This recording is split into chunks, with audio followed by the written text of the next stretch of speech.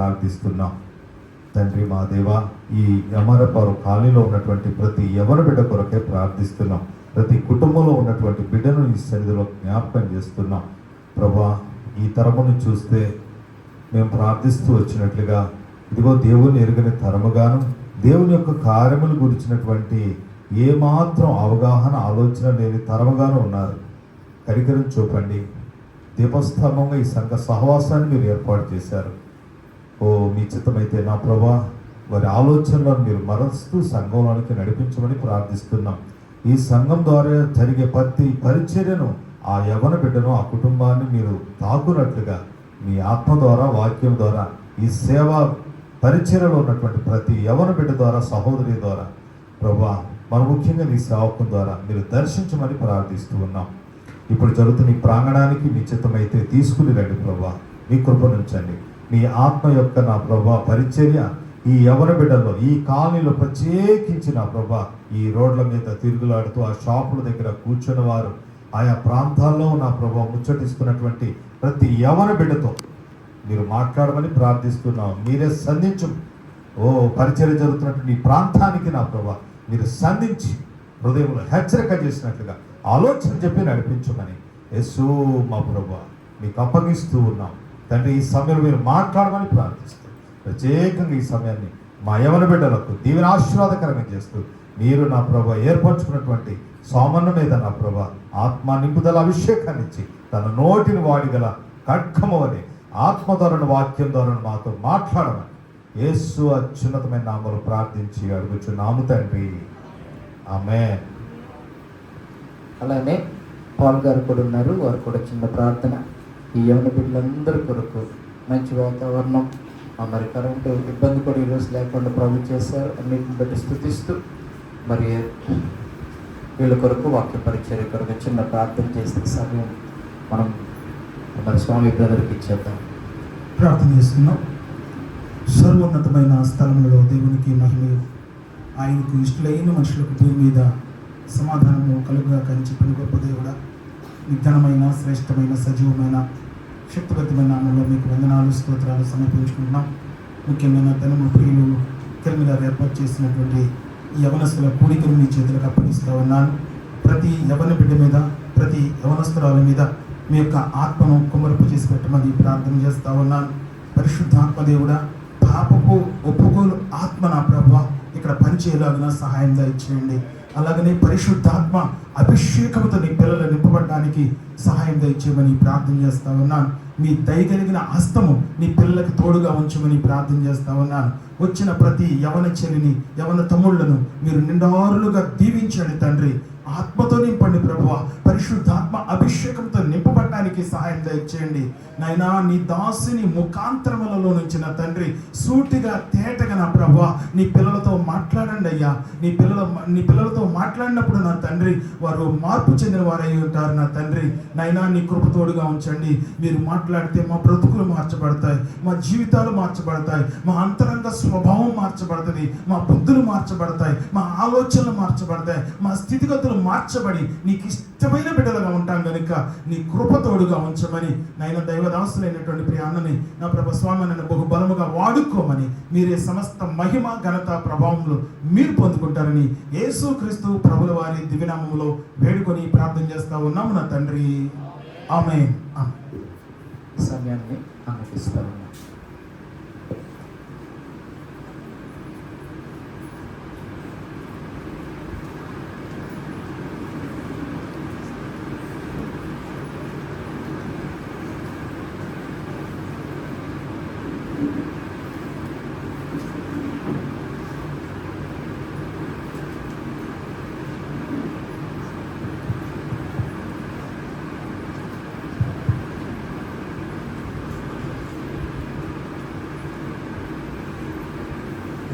Good morning.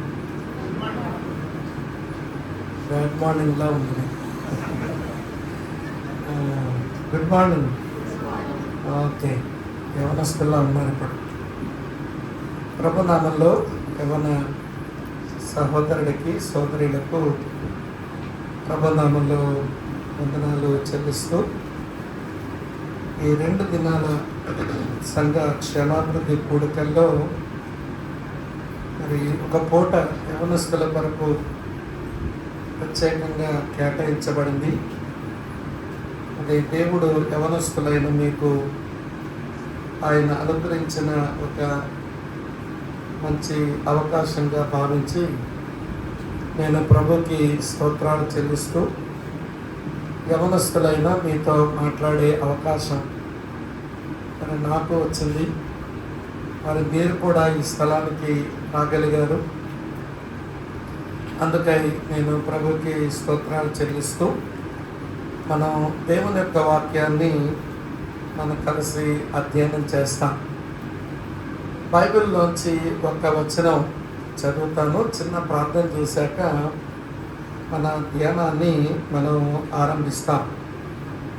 యోహాను సువార్త 15వ అధ్యాయం. యోహాను సువార్త 15వ అధ్యాయం 16వ వచనం ఇలా ఉంది. అందరూ కలిసి చదువుదామా? ఒక్క వచనమే కదా, అందరం కలిసి చదువుదాం. మీరు నన్ను ఏర్పరచుకునలేదు, మీరు నా పేరిట తండ్రిని ఏమి అడుగుతారో అది ఆయన మీకు అనుగ్రహించినట్లు మీరు వెళ్ళి ఫలించుటకును మీ ఫలము నిలిచి ఉండుటకును నేను మిమ్మల్ని ఏర్పరచుకొని నియమించుకుని. ప్రభువు ఈ వచనం మన ధ్యానం కొరకై దీవించి ఆశీర్వదించును గాక. ఆమేన్. మంచిది. మొదట ఓ ప్రశ్న మీకు. ఇప్పుడున్న తరానికి ఏం పేరు ఇచ్చారో చెప్తారా? ఇది ఏం తరం? ఏంటమ్మా? ఇప్పుడున్న తరానికి ఏం పేరు ఇచ్చారు? ఈ తరం పేరు చెప్పండి. ఏమంటారు? అట్లేదమ్మా, చెప్పండి. ఇప్పుడు మనం ఉన్న ఈ తరానికి ఏం పేరు ఇచ్చారో చెప్తారా? తమిళ్లో చెప్తారా?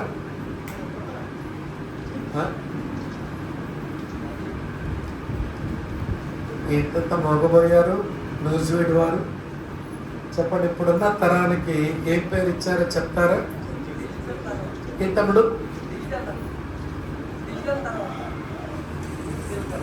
క్రిస్టియన్ తరం. డిజిటల్ తమ్ముడు, డిజిటల్ ఎప్పుడో దాటిపోయాం తమ్ముడా. వెరీ గుడ్, జవాబు ఇచ్చావు, సంతోషం. Very good. ఇంకా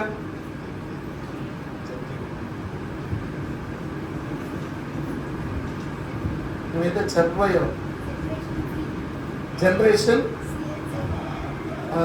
generation gen Z. Okay, good. Gen Z. నేపాల్లో రాజకీయ నాయకులు సరైన పాలన అందించక ప్రజలను ఇబ్బంది పడుతూ ఉంటే నేపాల్లో యవనస్తులే లేచి పాలిటీషియన్స్ని పరుగులు పెట్టించారు రోడ్డు మీద. మీరు మమ్మల్ని సరిగా పాలించడం లేదు, మీ యొక్క రూలింగ్ మాకు అక్కరలేదు అని చెప్పి ఏ మంత్రి అని చూడలేదు, ప్రతి మంత్రిని చివరికి ప్రధానమంత్రి కూడా చెమట్ల పట్టించారు యవనస్తులు. అప్పుడు అన్నారు, ఇది ఏమి తరం అంటే జెన్జీ అన్నారు. జెన్జీ అంటే జెడ్ అన్నమాట. అంటే అల్టిమేట్ ఏజ్, ఇది చివరి యుగం, ఇది చివరి తరం అన్నట్టుగా చెప్పారు. అది జరిగి పెద్ద ఎక్కువ రోజులే కాలేదు. ఈ మధ్యలో మళ్ళీ కొంత విశ్లేషణ చేసి మరొకరు ఏమన్నారంటే ఇది జెన్ ఆల్ఫా తరం అన్నారు. జెన్ ఆల్ఫా అంటే జెడ్ దాటి మళ్ళీ ఎక్కడికి వచ్చాము చెప్పండి? ఆల్ఫాకి వచ్చాము. జెన్ ఆల్ఫా తరం అన్నారు. జెన్ ఆల్ఫాలో ఉండేటువంటి వాళ్ళ యొక్క సైకాలజీ, అలాగనే వాళ్ళ యొక్క ఇంటలెక్చువల్ క్యాలిబర్, ఇవన్నీ క్యాలిక్యులేట్ చేసిన తర్వాత లేదు ఆ తరాన్ని కొంచెం దాటేశారు వీళ్ళు అని ఇప్పుడున్న తరానికి పేరే ఇచ్చారంటే జెన్ బీటా అన్నారు. చెప్పండి అమ్మా, ఏం తరం ఇది? అంటే మీరు ఇప్పుడు ఏం తరం అన్నమాట? జెన్ బీటాలో ఉన్నారు, కానీ ఇప్పుడు పుట్టిన పిల్లలు జెన్ బీటా తరం. ఒక 2 నెలల కిందట పుట్టిన పిల్లలు జెన్ ఆల్ఫా. అంతకంటే ముందున్నటువంటి తరం జెన్జీ, అంతకంటే ముందున్న తరం ఏఐ. ఇట్లా ఒక్కొక్క కాలానికి ఒక్కొక్క పేరు ఇచ్చారు. సరే, ప్రస్తుతం మనం ఉన్న తరం చెప్పండి ఏంటిది? జెన్ బీటా. సరే, జెన్ బీటా గురించి నేనేం చెప్పాలనుకోవడం లేదు, కానీ ఇప్పుడున్న తరానికి ఉన్న స్కిల్ ఏంటనంటే మీరు కళ్ళతో వినగలరు, చెవులతో చూడగలరు. అర్థమైందా? చెప్పండి, కళ్ళతో ఏం చేస్తారు మీరు? వినగలరు. చెవులతో ఏం చేస్తారు మీరు? చూడగలరు. అదేంటన్నా కళ్ళతో వినటం ఏంటి, చెవులతో చూడటం ఏంటి అని మీరు అనుకుంటున్నారు కదా. అక్కడ ఏదో శబ్దం అయింది, మీరేం చూడలేదు. శబ్దం మీ చెవులకు వినబడితే అచ్చం చూసినట్టే అక్కడ ఏమైందో చెప్పగలరు మీరు. అంత ఐక్యూ మీకుంది, అంత నాలెడ్జ్ మీకుంది. అక్కడ ఎవరో మాట్లాడుకుంటున్నారు, మీకేం వినబడలేదు. వారి పెదాలు కొంచెం మీకు కదలడం కనబడతా ఉంది. వాళ్ళు ఏం మాట్లాడేసుకున్నారో చెప్పేయగలరు. అందుకే మీరు కళ్ళతో ఏం చేస్తారు? వింటారు. చెవితో ఏం చేస్తారు? చూస్తారు. అంత ఐక్యూ నాలెడ్జ్ పెరిగినటువంటి జనరేషన్ మీరు. చాలా సంతోషం. ఒక్కొక్క కాలం పెరుగుతూ ఉంటే ఏమంటే కాల ప్రవాహంలో ఒక్కొక్క రకమైన కెపాసిటీతో మనుషులు ఉన్నారు.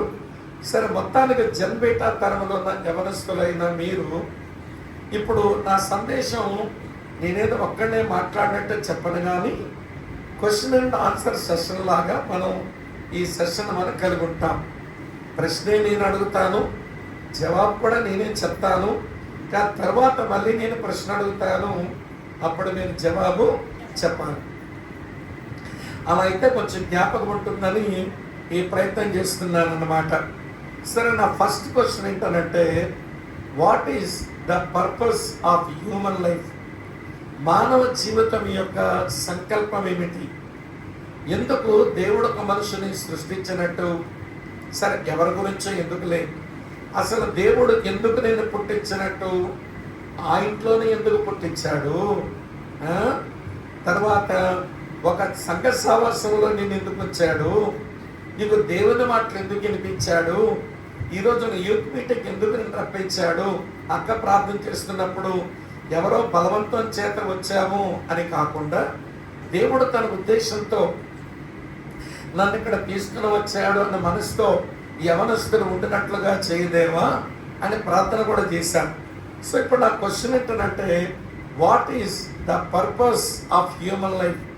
మానవ జీవిత సంకల్పం ఏమిటి? దేవుడు చపల చిత్తుడు కాదు కదా. దేవుడు ఎప్పుడైనా పిచ్చోడా? చెప్పండి. ఏం మాట్లాడామమ్మా? దేవునికి ఏమైనా పిచ్చి ఉంటుందా? ఉంటున్నారా మీరు? దేవుడు చపల చిత్తుడు కాదు, దేవుడు పిచ్చివాడు కాదు. ఆయన ఏది చేసినా ఆయనకంటూ ఒక పర్పస్ ఉంటుంది, ఆయనకంటూ ఒక ప్లాన్ ఉంటుంది. ఆ బైబిల్లో ఫస్ట్ పేజీలో చూసినప్పుడే ఆ క్రియేషన్ నెరేటివ్, ఆ సృష్టి వివరాలన్నీ చదువుతున్నప్పుడు దేవుడంత పర్పస్ఫుల్గా చేసినాడు, దేవుడంత ప్లాన్తో ఇవన్నీ చేశాడు అని మనకి ఎలా అనిపిస్తుందో, నిన్ను సృష్టించడం వెనుక ఆయనకంటూ ఒక పర్పస్ ఉంది, ఆయనకంటూ ప్లాన్ ఉంది. ఇక్కడ కూర్చున్న తమ్ముళ్ళు చెల్లి అడుగుతాను, నిన్ను సృష్టించిన వెనకాల దేవునికున్న ప్లాన్ ఏంటి? దేవునికున్న పర్పస్ ఏంటి? ఎప్పుడైనా ఆలోచించామంటారా? మీకు ఒక విషయం చెప్తాను, నచ్చుకోకండి. మనకంటే ఆ పశువులే నయమేమో అనిపిస్తుంది నాకు. ఎందుకంటే ఏ పర్పస్తో దేవుడు చేశాడో, ఏ ప్లాన్తో అవి చేయబడ్డాయో, సృష్టించబడ్డాయో, అవి చెప్పడానికి వాటికి నోరు లేకపోయినా, ఆలోచించడానికి మనసు లేకపోయినా అందుకొరకే అవి బ్రతికేస్తున్నాయి. ఉదాహరణకు ఒక గేదె దగ్గర పోయామనుకోండి, తమిళ్ళు ఎక్కడ పోయాం చెప్పండి, ఎక్కడ పోయాం? మనం అంతా ఒక గేదె దగ్గరే పోయాం. గేదెకి మనసు లేదో, మాటలు రావు కదా. కానీ గేదెని అడిగామనుకోండి, గేదె నేను ఎందుకు దేవుడు సృష్టించినాడు అని అడిగితే పచ్చని గడ్డి తిని, తర్వాత తెల్లని పాలిచ్చి, తర్వాత నల్లని పేడేసి ఈ మనుషులు సేవ చేయడానికి నన్ను పుట్టించాడు, నేను అందుకొరకు బతుకుతున్నాను అది ఓకలుగా ఏం చెప్పడం లేదు మనకు. కానీ చూస్తుంటే రోజు చేసే పని అదే కదా. అది ఏం తింటుంది చెప్పండి? పచ్చని గడ్డి. ఏమిస్తుందో చెప్పండి? ఏమేస్తుందో చెప్పండి? పిల్లల పేడ, నలుగురి పేడ. మొత్తానికి ఎవరికి సేవ చేస్తుంది చెప్పండి? ఎవరికి? మనుషులు సేవ చేస్తుంది. సో అందుకొరకే నన్ను పుట్టించింది. ఇక్కడ ఉన్న యవనస్తులను అడుగుతాను, తమ్ముడు, దేవుడు నిన్ను ఎందుకు మీ అమ్మా నాన్న నిన్ను పుట్టించినట్టు? నువ్వు గాలికి పుట్టలేదు కదా. మీ అమ్మా నాన్నను సంసారం చేస్తే నువ్వైనా నేనైనా మనం పుట్టాము. మనం పుట్టించిన వెనకాల దేవునికి ఏమైనా ప్లాన్, దేవునికి ఏమైనా పర్పస్ ఉందా అంటే ఎవరు చెప్తారండి ఈ పర్పస్ ప్లాన్? ఉదాహరణకు ఇది యాపిల్ ఫోన్ కదా, దీని మాన్యువల్ ఎవడు రాస్తాడు? అహూజా కంపెనీ వాడు రాస్తాడా? తమ్ముడు నాకు చూస్తూ వినండి. తమ్ముడు క్యాప్ పెట్టుకుని తమ్ముడు తలవంచేసావు, చూస్తూ వినాలి. నాకు మైదారాలు ఉంది, నేను చూస్తూనే చెప్తాను, మీరు నా వైపు చూస్తూనే వినాలి. సరే, బుక్కలకి చేతులు తీసేయండి. మనం ఆడపిల్లలం కాదు కదా తలవాలిపోవడానికి. తలవాలిపోయారు రాగున్నాం, మనం నిటారుగా నిలబడవలసిన వాళ్ళు. మళ్ళీ బొక్కల కింద స్టాండ్ పెడుతున్నారు తమ్ముళ్ళు. మంచిది, చెప్పండి. ఇది యాపిల్ ఫోన్, దీని మాన్యువల్ ఎవడు రాస్తాడు తమ్ముడు? అహూజా కంపెనీ వాడు రాస్తాడా? నేను చెప్పరేమోండి. ఆల్మిన్ కంపెనీ వాడు రాస్తాడా? టైటాన్ కంపెనీ వాడు రాస్తాడా? ఇది ఎలా ఉపయోగించుకోవాలి, దీని ప్రయోజనం ఏమిటి, ఇది మా కంపెనీ ఎందుకు తయారు చేసింది, దీని వెనకాల మాకున్న ప్లాన్ ఎవడు రాస్తాడు? మాన్యువల్. ఎవడి బాక్స్లో కొంత తెచ్చుకోగానే మాన్యువల్ బుక్ ఒకటి ఉంటుంది కదా, అదే కంపెనీ వాడు రాస్తాడు? యాపిల్ కంపెనీ వాడు రాస్తాడు. ఇది టైటాన్ వాచ్ అనుకోండి, దాని మాన్యువల్ ఎవడు రాస్తాడు? యాపిల్ కంపెనీ, టైటాన్ కంపెనీ వాడు రాస్తాడు. కనుక నీవు దేవుని చేత సృష్టించబడితే నిన్ను కూర్చొని మాన్యువల్ ఎవడు రాయాలి? దేవుడే రాయాలి. కనుక దేవా, నన్ను సృష్టించడం వెనకాల నీ ప్లాన్ ఏంటి, నీ పర్పస్ ఏంటి, అసలు నన్ను ఎందుకు పుట్టించినట్టు? అసలు యవ్వన వయసులోనే ఆలోచించాలి. ఇది ముసలయ్యాక ఆలోచించడానికి ఆలోచనలు రావు, స్తంభించిపోతాయి, ముద్దుబారిపోతాయి. మీద రైట్ ఈస్ అసలు నేను ఎందుకు పుట్టించబడినట్టు, నేను ఎందుకు బ్రతుకుతున్నట్టు, నా వెనకాల నన్ను సృష్టించిన దేవునికి ఉన్న పర్పస్ ఏంటి, ఆయన ప్లాన్ ఏంటి అని ఆలోచించి తర్వాత అమ్మా నాన్నలు కూడా పర్పస్ అండ్ ప్లాన్ ఉంటుంది. నా కూతురు ఎంబీబీఎస్ డాక్టర్ అవ్వాలి, నా కొడుకు ఒక పెద్ద ఇంజనీర్ అవ్వాలి, నా కూతురు ఒక పెద్ద ఎంఆర్ అవ్వాలి, నా కొడుకు పెద్ద ఐఏఎస్ ఆఫీసర్ అవ్వాలి. దాని కొరకు ఏవో ప్రాకులు ఆడుతుంటారు వాళ్ళు. ఎందుకంత హైరాణ పడుతున్నారంటే నీ కొరకు మీ మదర్, మీ ఫాదర్కి ఒక పర్పస్, ఒక ప్లాన్ ఉంటుంది. అంతే కదా. మీరు సృష్టించిన దేవునికి ఒక సంకల్పం, ప్రణాళిక ఉంది. నిన్న కన్న తల్లిదండ్రులకు కూడా ఒక సంకల్పం, ప్రణాళిక ఉంటుంది. అది తెలుసుకుని బ్రతికితే నువ్వు మనిషివి, అది తెలుసుకోకుండా బ్రతుకుతుంటే నువ్వు పశువు కంటే పనికి మాలినోడివి అన్నానా? ఎవరికంటే ఆ పశువన్నా దాని యొక్క పర్పస్ తెలుసుకుని బ్రతుకుతుంది కదా, ఆ పశువన్నా దాని ప్లాన్ ఏంటో తెలుసుకుని బ్రతుకుతుంది కదా. మన పర్పస్, మన ప్లాన్ తెలియకుండా బ్రతుకుతున్నామంటే మన పశువు కంటే హీనమే కదా. అందుకనే మనుషుల యొక్క క్యారెక్టర్, మనుషుల యొక్క కాండక్ట్ పశువు కంటే హీనమైపోతూ ఉంటుంది. ఎందుకో తెలుసా? వాడు మనలాంటి మనిషి, కానీ వాడు లైఫ్ పర్పస్ వాడు తెలుసుకోలేదు, వాడు లైఫ్ వెనకాల దేవునికి ఉన్న ప్లాన్ తెలుసుకోలేదు. అసలు అమ్మా నాన్నలు అంత కష్టపడి ఎందుకు చదివించినారు నన్ను? మీకు ఆ విషయం తెలుసా? ఈరోజు మీరు మంచి బట్టలు వేసుకుని కూర్చున్నారు. నీకు ఈ మంచి బట్ట నీ ఒంటి మీద పడ్డానికి మీ అమ్మా నాన్నలు మురికి పట్టిన, చిరిగిపోయిన, విరిసిపోయిన బట్టలు కట్టుకొని నీకు మంచి బట్టలు ఇచ్చారు. అవునా కదా? చెప్పండి. ఈరోజు ఆరోగ్యంగా కూర్చున్నామనంటే నీ నోట్లో మంచి అన్నం పడేలా చేసి వారు మాత్రం చాటున పచ్చడి మెతుకులు తింటారు.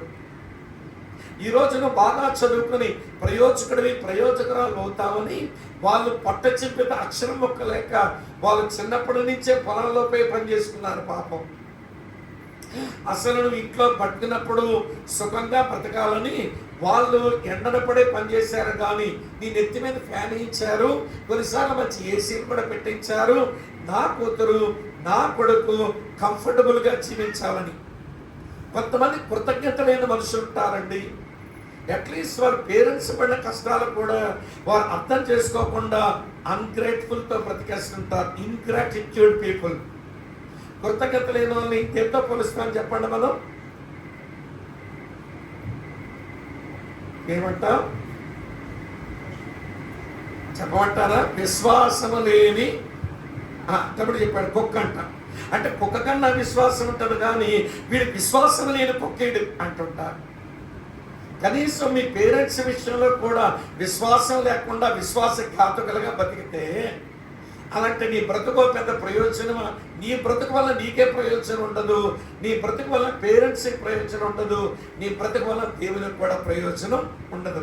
సో ఈరోజు మనం ఆలోచించబోతున్న విషయం ఏంటంటే the purpose of your life. నీ జీవిత సంకల్పం ఏమిటి? సరే, ఇందాకేమన్నాను? యాపిల్ యొక్క పర్పస్ ఎవడు రాస్తాడు? యాపిల్ వాడు రాస్తాడు. టైటాన్ వాచ్ పర్పస్ ఎవడు రాస్తాడు? టైటాన్ కంపెనీ వాడు రాస్తాడు.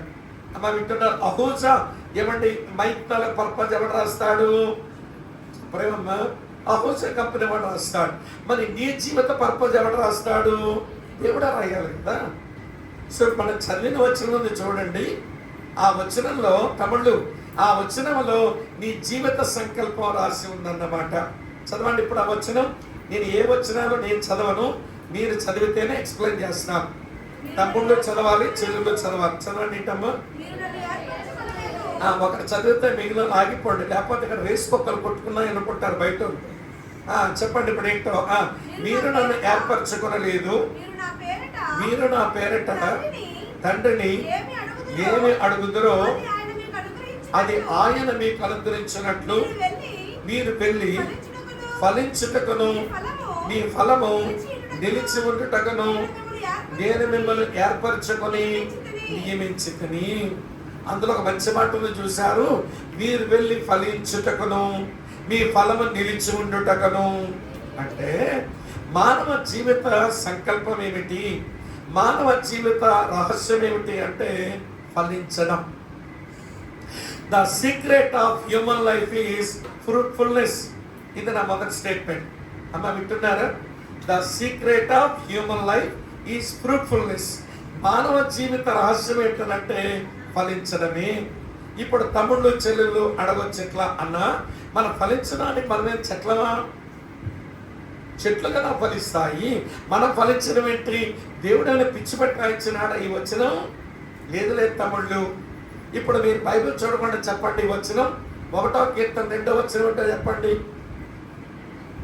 1వ కీర్తన 2వ వచనం ఏంటో చెప్పండి. మరి దుష్టుల దగ్గర నుంచి మొదలెట్టకండి. నాకు తెలుసు మీరు 1 నుంచి మొదలెడితే ఫ్లో వస్తుందని. అక్కడి నుంచి మొదలెట్టి 2 అంటే 2 చెప్పండి. ఏంటమ్మా? అపోస్తలుల దగ్గర మొదటి వచనమే. నేను 2వ వచనం ఏంటమ్మా? యెహోవా ధర్మశాస్త్రమునందు ఆనందించుచు దివారాత్రము దాన్ని ధ్యానించువాడు ధన్యుడు. అతను నీటి కారులో వారు నాటబడినదై ఆకు వాడక ఫలమిచ్చు చెట్టు వలె ఉండును. నీలాంటి యవనస్తుడు దావీదంటాడు, దేవుని నమ్మిన వాడు చెట్టు, దేవుని నమ్మని వాడు పొట్టు అన్నాడు ఆ కీర్తనలో. తమ్ముడు ఒక విషయం అడుగుతాను చెప్పండి. చెట్టుకు పొట్టుకు ఉన్న డిఫరెన్స్ ఏంటో చెప్తారా? చెట్టుకు పొట్టుకున్న వ్యత్యాసం ఏంటి తమ్ముడు జీవరత్నం? చెట్టు ఫలిస్తుంది, పొట్టు ఫలించదు. Okay right. ఇంకా చెప్పండి. మాట్లాడేవారా తమ్ముళ్ళు? చెట్టుకు పొట్టుకు వ్యత్యాసం ఏంటి అమ్మ? ఏంటమ్మా? చెట్టు వెరీ గుడ్, స్థిరంగా ఉంటుంది, పొట్టు ఎగిరిపోతుంది. ఇదొక డిఫరెన్స్. ఇంకా చెప్పండి. ఇంకా మీరు చదువుకునే పిల్లలు కదా, రీజనింగ్ ఉండాలి. చెప్పండి. చెట్టు పచ్చగా ఉంటుంది, పొట్టు గోధుమ రంగులో కనబడుతుంది. కలర్ కూడా చెప్పినా మంచిది. ఇంకా చెప్పేశారు కదమ్మా. చెట్టు ఫలిస్తుంది, పొట్టు ఫలించదు. Okay thank you. ఇంకా ఏంటి అలా చూస్తున్నారు? చెట్టుకు రూట్స్ ఉంటాయి, పొట్టుకు రూట్స్ ఉంటాం. అవునా? చెట్టు రూట్స్ అంటే ఏంటి? వేరు. అందుకని గాలి వచ్చింది అనుకోండి, చెట్టు అక్కడ ఎందుకు ఉంది? దాని రూట్స్ ఉన్నాయి. పొట్టెందుకు అట్లా ఎగిరిపోయింది? దానికి ఏమి లేవు, రూట్స్ లేవు, వేర్లు లేవు. చెట్టు నీడనిస్తుంది, పొట్టు ఎవరికి నీడనివ్వదు. చెట్టు ఎవరి ఆకలన్నా తీరుస్తుంది, పొట్టు ఎవడ ఆకలి తెచ్చదు. చూసారు ఎట్లున్నాయో? మీరు అలాగ మీరు కూర్చొని ఎప్పుడైనా మెడిటేట్ చేయండి. What is the difference of tree and husk? ఏమంటే చెట్టుకు పొట్టుకు ఉన్న వ్యత్యాసం ఏంటి అనేది కానీ మీరు ఆలోచిస్తే తెలిసిపోతుంది. మీ బోటి యవనస్తుడు అంటున్నాడు, దేవుని ధర్మశాస్త్రాన్ని ధ్యానిస్తూ, అమ్మ వింటున్నారా? దేవుని ధర్మశాస్త్రాన్ని ధ్యానిస్తూ దానిని ఆనందించేవాడు ఆకువాడక తన కాలమందు ఫలమిచ్చే చెట్టు వలె ఉంటాడు అన్నాడు. చివరికి వచ్చినప్పుడు ఏమన్నారంటే, ఎవడు గాలికి చెదరగొట్టు పొట్టు వలె ఉంటారు దుష్టులు అని రాశాడు. దేవుని నమ్మినోడు చెట్టు, దేవుని నమ్మనవాడు పొట్టు. కనుక దేవుడు మనల్ని చెట్లతో పోల్చినాడు కనుక ఇవి చెట్ల మళ్ళీ మన జీవిత సంకల్పం ఫలించడం అయితే, ఫలించడాన్ని మన చెట్లం అంటే అవును చెట్లమే అంటుంది వాక్యం, చెట్లమే అంటుంది. ఏమండి దేవుని యొక్క లేఖనం. అయితే మనం ఏం చెట్లం? మీలో మామిడి చెట్లు ఎవరో చేతులు ఎత్తండి, నూచివీడి మామిడి చెట్లు.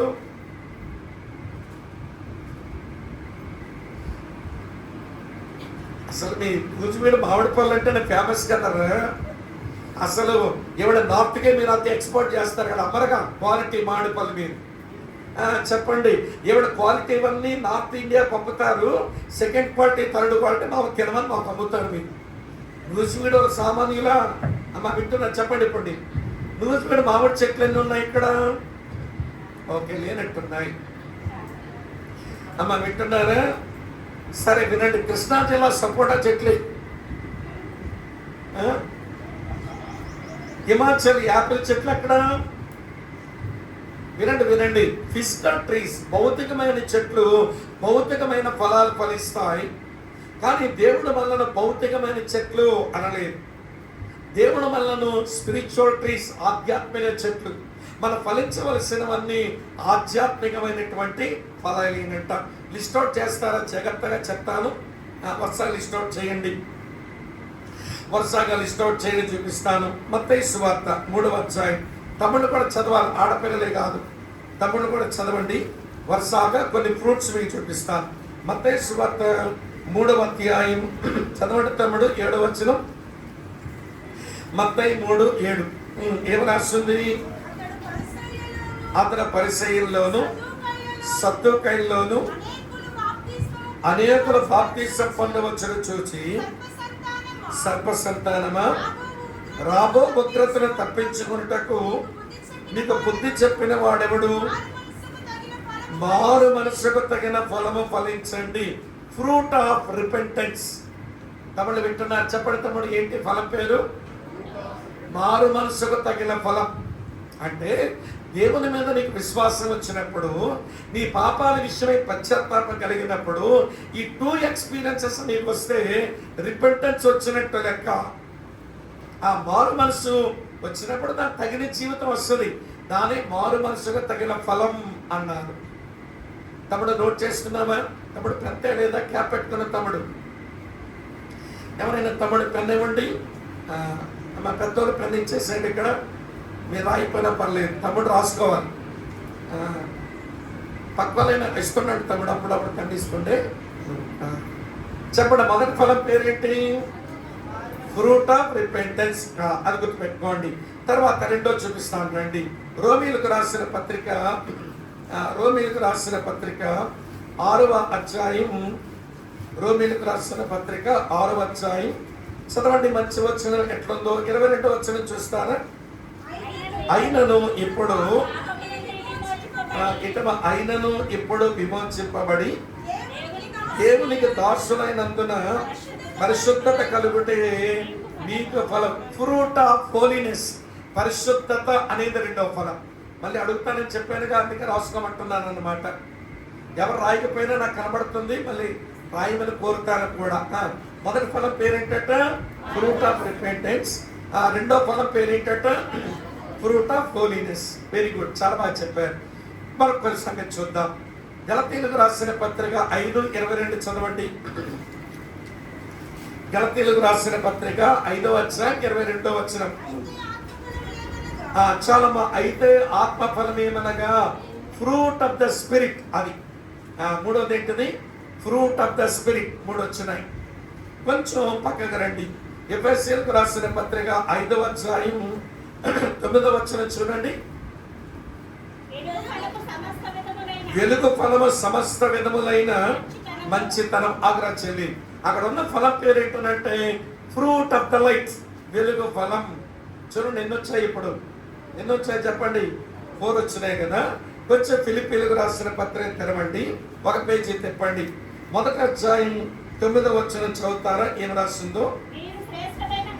మీరు శ్రేష్టమైన కార్యములు వివేచింపగలవారొకటకు మీ ప్రేమ తెలివితోనూ సకల విధములైన అనుభవ జ్ఞానముతో కూడినదై అంతకంతకు అభివృద్ధి పొందవలననియు ఇందువలన దేవునికి మహిమయు స్తోత్రము కలుగునట్లు మీరు యేసుక్రీస్తు వలనైన నీతి ఫలములతో ఆగండి. ఇదేం ఫలం ఇది? Very good. Fruit of righteousness. Fruit of righteousness. ఎన్ని వచ్చాయి ఇప్పుడు చెప్పండి మీరు వరుసగా? అమ్మా చెప్పండి. ఏంటంటే మొదటి ఫలం ఏంటి? Fruit of repentance. Very good. రెండో ఫలం పేరేంటి? Fruit of holiness. మూడో ఫలం పేరేంటి? ఫ్రూట్ ఆఫ్ చెప్పండి స్పిరిట్. తర్వాత 4వది ఏంటి? Spirit of light. ఐదోది ఏంటి? Fruit of righteousness. చాలు, ఇంకా చెప్పొచ్చు కానీ 5 చాలు. ఒక విషయం చెప్పనా తమ్ముళ్ళు? ఒక విషయం చెప్పనా? ఈ 5 ఫలములు కలిస్తే, బాగా వినండి, ఈ 5 ఫలములు కలిస్తే అది క్రిస్టియన్ క్యారెక్టర్. దాన్ని క్రైస్ట్ లైక్నెస్ అంటారు. క్రీస్తు సారూప్యం అది, క్రిస్టియన్ క్యారెక్టర్ అది. వింటున్నారా? మారు మనసుకు తగిన ఫలం, పరిశుద్ధత అనే ఫలం, ఆత్మ ఫలం, వెలుగు ఫలం, తర్వాత చెప్పండి నీతి ఫలం. ఈ 5 ఫలాలు కలిస్తే అది క్రైస్తవ శీలం. విషయం చెప్పనా మీకు? ఈ రోజున మీ చెప్పే ప్రసంగాల వలన ఎవడో మారిపోతాడు అనే రోజులు కావివి. చాలా మంచి పాటలు పాడితే పాటల వల్ల కూడా మనుషులు మారిపోతారు అనే రోజులు కావివి. కొన్ని మీటింగ్లు పెడితే ఎవరైనా మారుతారా అంటే ఆ రోజులు కూడా కావివి. ఈ రోజున ప్రపంచం ఎవరిని చూడాలనుకుంటుందంటే యేసు ప్రభువులాగా బ్రతుకుతున్న ఒక వ్యక్తిని చూడాలనుకుంటుంది. అలాంటి వ్యక్తులు చాలా మంది నాశనం తప్పిస్తారు. వారు నిజంగా దేవుని పిల్లలు. అటువంటి వారు మన ప్రపంచం ఎదురు చూస్తుంది. నేను ఒక విషయం చెప్పనా? ఈ అమ్మాయి పేరు హెలీనా ఇవాన్. హెలీనా అని పిలుస్తారు. హెలీనా ఇవాన్ అమ్మాయి పేరు.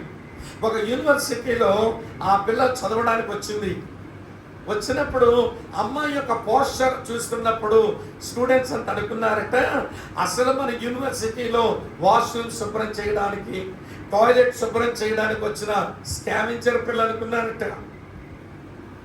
అంటే అది సింపుల్గా ఉండేది. బట్ అమ్మాయి కూడా వన్ ఆఫ్ ది స్టూడెంట్స్. విద్యార్థులలో ఆమె కూడా ఒక అమ్మాయి. సరే, ఆమె తర్వాత స్టూడెంట్ అని తెలిసిన తర్వాత ఆమె జీవితం, ఆమె చదవడం చాలా యోగ్యంగా ఉండేదట. చివరికి ఆమె యొక్క పీజీ అయిపోయింది యూనివర్సిటీలో. ఆమెకు వినండి గోల్డ్ మెడల్ వచ్చింది. సరే, ఆ రోజున యూనివర్సిటీ ప్రెసిడెంట్ అంటున్నాడట, హెలీనా ఇవాన్ ఆమె బాగా చదివి ఆమె పరీక్షలు రాసింది, ఆమెకు వచ్చిన మార్కులకు మేము గోల్డ్ మెడల్ ఇవ్వగలుగుతున్నాము, ఆమె క్యారెక్టర్ మేమేమి మెడల్స్ ఇవ్వలేము, ఆమె క్యారెక్టర్ మేమేమి బహుమతులు ఇవ్వలేము, అంత బాగా బతికింది మా యూనివర్సిటీలో అని చెప్పి అభినందించి గోల్డ్ మెడల్ ఇచ్చినాడంట. హెలీనా గోల్డ్ మెడల్ తీసుకుంది. తర్వాత యూనివర్సిటీ వైస్ ఛాన్సలర్ వచ్చాడంట, నాకు సిగార్ తాగే అలవాటు ఉంది. హెలీనా ఆ దారి వెంబడి వెళ్ళిపోతుంటే సిగార్ తాగాలంటే భయమేసేది నాకు. ఎందుకనంటే ఆమె జీవితంలోంచి మాకు హోలీనెస్ అట్లా మా మీద ప్రభావితం చూపించేది. తర్వాత కాలేజీ చైర్మన్ ఉన్నాడంట, స్టూడెంట్స్ ప్రెసిడెంట్, వాడు నిలబడి అన్నాడంట, యూనివర్సిటీ స్టూడెంట్ ప్రెసిడెంట్ నిలబడి, హెలీనా అక్క మా మధ్య ఉన్నప్పుడు మాకు బూతులాడాలంటే భయం వేసేది, ఫిల్తీ లాంగ్వేజ్ మాట్లాడాలంటే భయం వేసేది. ఆమెను చూసినప్పుడు మేము భయపడే వాళ్ళము, అక్కలాగా బ్రతకాలని మాకు ఆశ ఉండేది, మా వల్ల అది అయ్యేది కాదు అంటే హెలీనా ఏం చూపించింది అనమాట, అది ఫ్రూట్ఫుల్ లైఫ్. క్రిస్టియన్ క్యారెక్టర్ ఏంటో చూపించింది, క్రీస్తు యొక్క సారూప్యం ఏంటో చూపించింది. తమిళ వింటున్నారా? అలాగనే ఒక అబ్బాయి ఉండేవాడు, జోసెఫ్ అభిషేకరన్ అనే అబ్బాయి. చాలా తక్కువ కాలమే బ్రతికాడు తమ్ముడు. ఆ పిల్లాడు చాలా తక్కువ కాలమే బ్రతికాడు, కానీ చాలా మంది విద్యార్థుల జీవితం మీద తన జీవిత ప్రభావాన్ని చూపించాడు. స్టడీస్లో ఎలా ఎక్సెల్ అవ్వాలి, పేరెంట్స్ని ఎట్లా వాళ్ళు సంతోషపరచాలి, చర్చికి సొసైటీకి ఎలాగ ప్రయోజనకరమైన బ్రతకాలని మరి అద్భుతంగా చాలా మంది జీవితాలను మార్చి చాలా మందిని ప్రభావితం చూపించాడు. కొంచెం కాలమే బ్రతికి చచ్చిపోయాడు. ఆ పిల్లగాడి మీద పుస్తకం రాశాడు. ఏంటి ఆ పుస్తకం అంటే గోధుమ గింజ. అది భూమిలో పడి చస్తే అనేక గోధుమ గింజలు వచ్చినట్టు ఈరోజు జోసెఫ్ అభిషేకరన్ దేవుని కొరకు బ్రతికి చచ్చిపోయాడు. చాలా మంది జోసెఫ్ అభిషేకరన్ లాంటి వాళ్ళు లేచినారు అని ఏమంటే ప్రపంచం అంతా చెప్పుకుంది. 2 తెలుగు రాష్ట్రాలు, భారతదేశం అంతా చెప్పుకుంది. ఈ మధ్య ఒక మెడికల్ ఏమంటే ప్రొఫెసర్, మీ ఏలూరులో గవర్నమెంట్ మెడికల్ కాలేజ్లో పనిచేస్తున్న ప్రొఫెసర్, ఆయనకి యాక్సిడెంట్ అయి చచ్చిపోయినాడు. మొన్న 2 వారాలు అయింది. అంటే ఈస్టర్ కంటే ముందు ఆదివారం అనుకుంటాను. అక్కడ పెనుగంచిప్రోలు అనేటువంటి ఊర్లో వాళ్ళ యొక్క అత్తగారు మామయ్య గారికి చర్చ్ ఉంటేను ఆ చర్చ్ మినిస్ట్రీ చూసుకొని తన భార్య మెడికల్ ప్రొఫెసర్, ఈయన కూడా medical professor, Eluru government medical కాలేజ్లో పనిచేస్తున్నారు. ఇప్పుడు అటువైపు నుంచి హైదరాబాద్ నుంచి వచ్చేవాళ్ళు విజయవాడ లోపలికి వెళ్లకుండా ఏమంటే ఒక రింగ్ రోడ్లోంచి ఏలూరు వైపు వచ్చేసి ఒక రోడ్డు వేశారు కొత్తది. తెలుసా మీకు ఆ రింగ్ రోడ్డు తమ్ముడు? పెద్ద రింగ్ రోడ్డు వేశారట. ఆయనేమో త్వరగా ఏలూరు వెళ్ళిపోవచ్చు, తర్వాత నుంచి స్టూడెంట్స్ కొరకు ప్రోగ్రామ్ ఉందని ఆ రింగ్ రోడ్ ఎక్కారు. జస్ట్ 5 కిలోమీటర్స్ వచ్చినట్ట. 5 కిలోమీటర్స్ రాగానే చిన్నపిల్లలిద్దరు డాడీ ఆకలిస్తుంది అని అడిగితే ఆయనేమో కారు పక్కన ఆపి పక్కన ఆపాడు కారు. ఏమంటే డిక్కీ తీశాడు. ఏమంటే తినబండారాలేవో తీసి ఆ భార్యకి అందించాడు. ఆమె తీసుకొని పిల్లలకి సర్దివ్వాలి. ఈలో ఒక ట్రక్ వచ్చి కొట్టేసింది. కొట్టేగానే అక్కడే పడిపోయి చచ్చిపోయాడు ఆయన. ఏమిటి కారు నుంచి అయిపోయింది ఇక్కడే ఆ హైవే రోడ్లో, ఆ రింగ్ రోడ్లో. భార్య షాక్లో వచ్చి తేరుకొని చూసేసరికి తన భర్త రక్త పడుగుల్లో అలా పడి చచ్చిపోయినాడు. వాళ్ళకు చాలా కాలంగా పరిచయం. వాళ్ళ అమ్మాయి తల్లిదండ్రులు నేను ఎరుగుదును. అబ్బాయి అసలు మెడిసిన్ చదువుతున్న ఆరంభ రోజుల నుంచి నాకు తెలుసు. అబ్బాయి పేరు ప్రదీప్ క్రిస్టి, డాక్టర్ ప్రదీప్ క్రిస్టి. వినండి, ఆయన డెడ్ బాడీని గుంటూరు తీసుకుని వెళ్ళారు తమ్ముడు. తీసుకుని వెళ్ళిన తర్వాత చాలా మంది మీలాంటి స్టూడెంట్స్ నిలబడి సాక్ష్యం చెప్తున్నారు. ప్రదీప్ క్రిస్టి అన్న మాకు తండ్రిలాగా దేవుని మార్గాలు నేర్పించి మంచి జీవితం నేర్పించి ఇప్పుడు ఒక తండ్రి లేని వాళ్ళు అయిపోయాం మేమని చాలా మంది మెడికల్ సాక్ష్యం ఇస్తుంటే నేను షాక్ అయిపోయాను. అరే తమ్ముడు క్రిస్టి ఎంతమంది మీద తన జీవిత ప్రభావాన్ని చూపాడా. తల్లిదండ్రుల్లాగా కొంతమంది స్టూడెంట్స్ దగ్గర పెట్టుకుని వాళ్ళ నీడ్స్ మీట్ అవుతూ వాళ్ళ ఇంట్లో తినిపించి వాళ్ళకి దేవుని మాటలు చెప్పించి ఒక ప్రయోజనకరమైన సిటిజన్స్గా చాలా మందిని తయారు చేసిన ప్రభావం, అది ఫ్రూట్ఫుల్ లైఫ్. కొంతమంది బ్రతుకుతారు, వాళ్ళకు వాళ్ళు ఉపయోగం ఉండరు, వాళ్ళ కుటుంబానికి ఉపయోగం ఉండరు. వింటున్నారా మీరంతా? ఎవరు చర్చికి ఉపయోగపడరు, సొసైటీకి ఉపయోగపడరు. ఇది ఏమి జీవితం అంటే ఫ్రూట్లెస్ లైఫ్, అంటే ఫలభరితం కాని జీవితం. కనుక చాలా స్ట్రైట్గా చెప్తున్నాను తమ్ముడా, నీ ఎడల దేవుని కొన్న సంకల్పం ఏమిటి అంటే, ఓ చెడుల నీ ఎడల దేవుని కొన్న సంకల్పం ఏంటంటే నీవు ఫలించాలని. వరుసగా ఫలాలు చెప్పండి. మారు మనసుకు తగిన ఫలం చెప్పండి. పరిశుద్ధత అనే ఫలం, ఆత్మ ఫలం, వెలుగు ఫలం, నీతి ఫలం. ఇన్ని ఫలాలు ఫలించి నువ్వు ఫలభరితమైన వ్యక్తిగా జీవించాలని దేవుని ఉద్దేశం. లేకపోతే నువ్వు ఎవరికంటే హీనం చెప్పండి. మోటుగా చెప్పానుగా, రఫ్గా స్టార్టింగ్లోని పశువు కంటే పనికి మాలోడు. నీకంటే పశువేనయం అనుకోవచ్చు అన్నమాట. కొంతమంది యవ్వన తమ్ముళ్ళు చెల్లెలు ఇలాగే బతికేస్తారండి. వాళ్ళ జీవితం యొక్క సంకల్పం ఏంటో తెలుసుకోరు. వాళ్ళ జీవితం వెనక దేవునికి వాళ్ళ ఫ్యామిలీస్ ఉన్న ప్లాన్ ఏంటో తెలుసుకోరు. ఎలానో గాలికి బతుకుతున్నట్టుగా ఇటు తిరుగులు గాలి తిరుగులే, వీడి యొక్క ఎవడి వేషభాషలు గాలి వేషభాషలే, వీడి సంభాషణ కూడా ఎవడి గాలి సంభాషణే, వీడి పనిపాట్లు కూడా గాలి పనులే.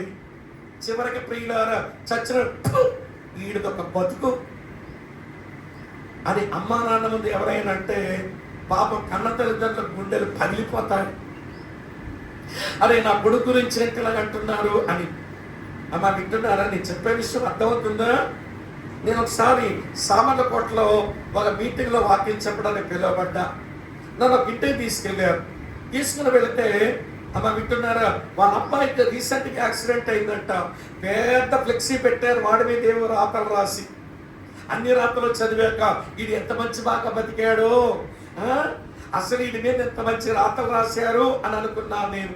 జస్ట్ బయటకు వచ్చినప్పుడు ఏమంటే సేవకుడైనండి ఒక ఆయన అంటాడు, బ్రదర్ అబ్బాయి అంత బాగా బ్రతికి ఈ యాక్సిడెంట్లో చచ్చిపోయినాడంటే ఆడు బాగా బతికాడా?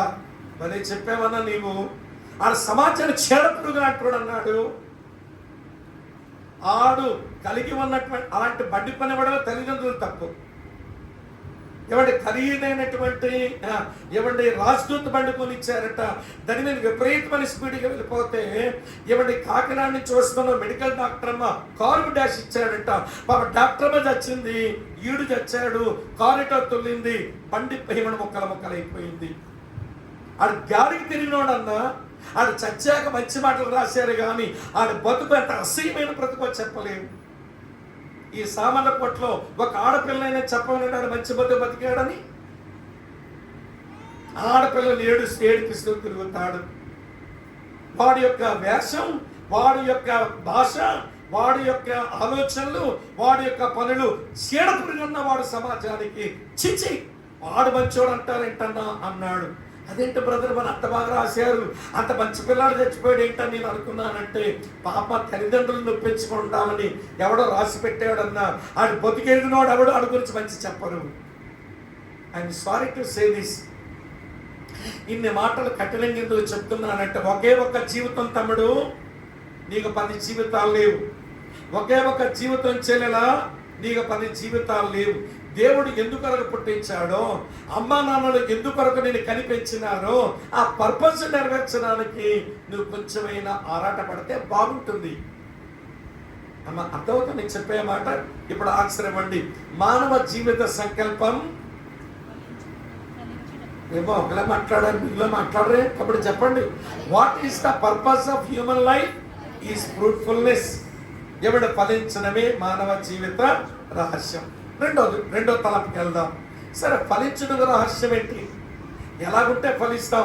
చాలామంది తమ్ముళ్ళకి నేను మంచిగా ఉండాలని ఉంటుంది, నేను బాగా చదువుకోవాలని ఉంటుంది, నేను మంచి జాబ్ సంపాదించాలని ఉంటుంది, నాకు కూడా మంచి భార్య లేక భర్త రావాలని ఉంటుంది, నన్ను బట్టి మా పేరెంట్స్ చాలా సంతోషించాలని ఉంటుంది, నా జీవితం చాలా ఫలభరితంగా ఉండాలని ఉంటుంది.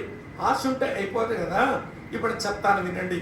ఏంటనంటే నీ ఫలించడానికి రహస్యం ఏంటి? యేసయ్య మాటలను చూద్దామనండి.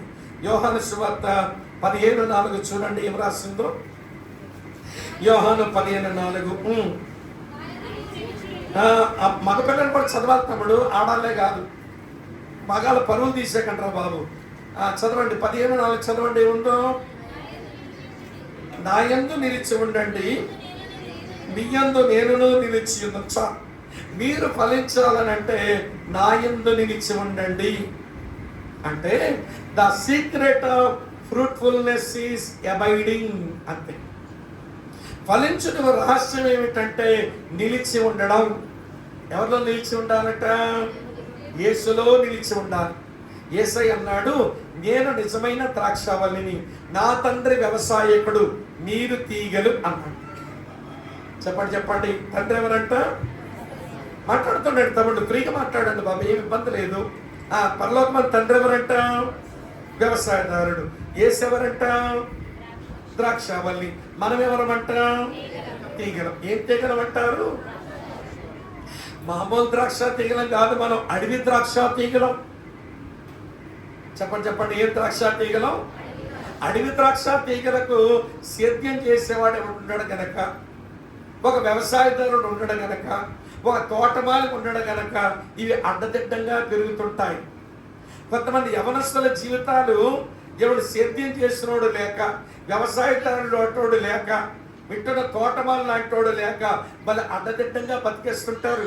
మరి ఏంటంటే నా ఇష్టం అంటే ఉంచుకొని తింటారా నీ ఇష్టాన్ని? ఏమిట్రా వేషాలు అంటే వినడు. అమ్మేడిచినా ఆమె ఏడుపిడి కలిగించదు. నాన్న ప్రేమతో చెప్పినా కరగడ వీడు. అమ్మ కొరకరాని పొయ్యిగా మారిపోతుంటారు కొంతమంది. మగపిల్లలు కదా, ఆడపిల్లలు కూడా అంతే. అమ్మ వింటున్నారా? అత్తవతో నీకు చెప్పే మాట వినండి. అది అడవి ద్రాక్ష తీగలు లాంటి వాళ్ళం. అయితే ఆ వ్యవసాయదారుడు ఏం చేశాడు అంటే అడవి ద్రాక్ష తీగ లాంటి నిన్ను కత్తిరించి, నిజమైన ద్రాక్ష వల్లైన తన కుమారుని యేసును కత్తిరించి ఆయనను మనల్ని అంటు కట్టాడు. తన కుమారుడని యేసుక్రీస్తును కోసుకున్నాడు ఆయన. చదవండి ఒకసారి 129వ కీర్తన 3వ వచనం ఏంటో. 129:3 చదవండి ఒకసారి పిల్లలు. అమ్మ మీరు చదువుతుంటే మా పరువు పోతుందమ్మా. మా తమ్ముళ్ళేమో మా భలే అవమానిస్తున్నారు. చదవండిరా బాబు. 129వ కీర్తన 3వ వచనం ఏంటి? అమ్మ మళ్ళీ మా పరువు తీసాక తల్లి దండ పెడతారు. చదవండిరా బాబు. Very good. ఎవరో తమ్ముడు లేచారు, పౌరుషం వచ్చింది మాకు కూడా. చదువురా బాబు. దున్నువారు నా వీపు మీద దున్నేది వారు చెప్పండి వీపుని ఎట్లా చేసినారంట? సాల్లవలే చేసేసారంట. ఎందుకట్లా జరిగింది శిలువ మీద అంటే అడవి ద్రాక్ష తీగనంటే నిన్ను ఆయనతో గ్రాఫ్టింగ్ చేయడానికి, అంటుకట్టడానికి. ఇప్పుడు విషయం చెప్పన, అంటుకట్టబడ్డం ఇది మనకు దొరికిన గొప్ప ఆధిక్యతే. కాకపోతే అంటుకట్టితే సరిపోదని నిలిచి ఉండాలంట. నిలిస్తేనే ఫలిస్తామన్నాడు కదా, నిలిచి ఉండాలి. ఎట్లా నిలిచి ఉండగలుగుతాం? చదవండి. ఇప్పుడు ఒక విషయం చెప్తాను. రామపత్రిక 11:20 చదవండి ఒకసారి. రామపత్రిక 11:20. తమ్ముడు పాటల పుస్తకంలో ఉండదు రా, అయినది బైబిల్ ఉంటుంది. రామపత్రిక 11:20 బైబిల్ చూడన్నా. చెప్పండి ఏంటట? మంచిది వారు అవిశ్వాసమును బట్టి విడిచివేయబడ్డారు, నీవైతే విశ్వాసమును బట్టి నిలిచి ఉన్నావు, గర్వింపక భయపడము. తమ్ముడు ఏంటట? చెప్పండి ఏంటట? మంచిది వారంటే ఇశ్రాయేలు ప్రజలు అవిశ్వాసమును బట్టి విడిచివేయబడ్డారట. నీవైతే అంటే మనమైతే విశ్వాసమును బట్టి నిలిచి ఉన్నామంట, గర్వించకుండా భయపడుతూ బ్రతకమంటున్నాడు. కనుక నిలిచి ఉండాలంటే సూత్రం ఏంటంటే దేవుని మీద మనకు విశ్వాసం ఉంచాలి. అమ్మా వింటున్నారు? చెప్తాను. విశ్వాసం ఉంచడం అంటే ఎట్లనో, మా తమ్ముళ్ళు బార్బర్ షాప్ పోతారు, అది ఎయిర్ క్రాఫ్ట్ వేసుకోవడానికి వెళ్తారు. మీ తలకాయంతా ఆ బార్బర్కి అప్పగిస్తారా లేదా? తమ్ముళ్ళు చెప్పండి, అప్పగిస్తామని కదా. ఆడు పేకొస్తాడు, ఏమైనా అనుమానం తప్పగించావా? మంచిగా ఎయిర్ క్రాఫ్ట్ వేసి నేను అందమైన వ్యక్తిగా చేస్తాడని మొత్తం తలకాయను తప్పగించి అలా కూర్చుందాం అంటే మంగళాయన మీద ఎంత ఉంది విశ్వాసం? బోరుడంతా. అమ్మ వింటున్నారా? అలాగే నీకు పాల పోసాయని వచ్చాడు, గిన్నె పెట్టి పొయ్యండి 1 లీటర్ పాలని మీరు గిన్నె పెట్టారు. లేదయ్యా, ముందు ఆ పాలు ఆ గిన్నెలో వేసి కుక్కగా పెట్టు, పిల్లికి పెట్టు, ఆ పాలు తాగా బతుకుంటే వేసుకుంటాను, నేను నిన్ను నమ్మను అని ఎప్పుడైనా పాలాడితే చెప్పాను మనం? చెప్పరా? అలాగే నేను చాకలి వానికి బట్టలు వేసాం, వాడు ఉతికి ఇస్త్రీ చేసి నీట్గా తెచ్చిపెట్టిస్తాడని నమ్మామా?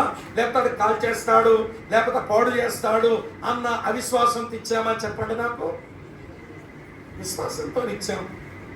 అంటే ఒక మంగళవాడి మీద విశ్వాసం ఉంది, ఒక చాకలి సహోదరుడి మీద విశ్వాసం ఉంది, మీరు పాలు పోసేవాడి విశ్వాసం ఉంది, నిన్ను పుట్టించి నీకు సిలువలో మరణించిన యేసు మీద మాత్రం మనకి విశ్వాసం లేదు. చూడండి ఎట్లా తగలంటామో మనం. తప్పుడు అర్థమవుతుంది ఆ విషయం. కానీ విశ్వసిస్తే నిలిచి ఉంటావు. ఏమన్నాడో తెలుసండి, ఆది యందు నీవు కలిగిన విశ్వాసం అంతం మట్టుకు నువ్వు గట్టిగా చేపట్టినట్లయితే క్రీస్తులో పాలివారం అవుతాము అంటాడు. అందుకే ప్రభు మీద నీకు మన చిన్న విశ్వాసం, దేవుని మాటలు విని సండే స్కూల్లో తెచ్చుకున్నామో, లేకపోతే నాకు యూత్ మీటింగ్లో ఉండి నా దేవుడు నన్ను ప్రేమిస్తున్నాడు, నా కొరకు సిలువలో మరణించినాడు, ఆయన నమ్ముకుని బతకాలి అన్న విశ్వాసం నువ్వు నాకు యూత్ మీటింగ్లో తెచ్చుకున్నావో అది అంతం వరకు కొనసాగించు, అప్పుడు నువ్వు నిలిచి ఉండగలుగుతావు. అంతే. ఇప్పుడు అడుగుతాను, జవాబు చెప్పండి. మానవ జీవిత సంకల్పం, కొంచెం నోడుతో చెప్పండి, గుర్తుంటది. మానవ జీవిత సంకల్పం. మీ పక్కన చెప్తున్నారు ఎందుకు అది వినండి. సరే, ఫలించుట రహస్యం. మీరు సరిగా వెంట్ల, మీరు నాకంటే మా 5 తమ్ముళ్ళ ఉన్నారు మీరు. నేను మీ ఏజ్ దాటొచ్చా, మీరు ఇంకా మంచిగా కూర్చున్నారు. నేను బాగా వ్యతిరేకని, క్రైస్తవ వ్యతిరేకని. మీ సంగతి నాకు బాగా తెలుసు. కొంతమంది తమ్ముడు విగ్రహం పుష్టి నైవేద్యం నష్టి ఆయన కూర్చున్నట్టు ఉంటాడు కానీ మనసంతా ఊరి మీద తిరుగుతాడు. అలా ఉండద్దు. దేవుని సందర్భంలో ఉన్నాక మనసు ఏమండి, ఫ్రీగా ఉండండి, లిబరల్గా ఉండండి. ఏమండి, నేను కూడా స్వేచ్ఛగా మాట్లాడుతున్నానుగా మీతో. చెప్పండి ఇప్పుడు, మానవ జీవిత సంకల్పం. తమ్ముడు చెప్పండి, పక్క వాళ్ళు చెప్పారా? చెప్పండి ఏంటట?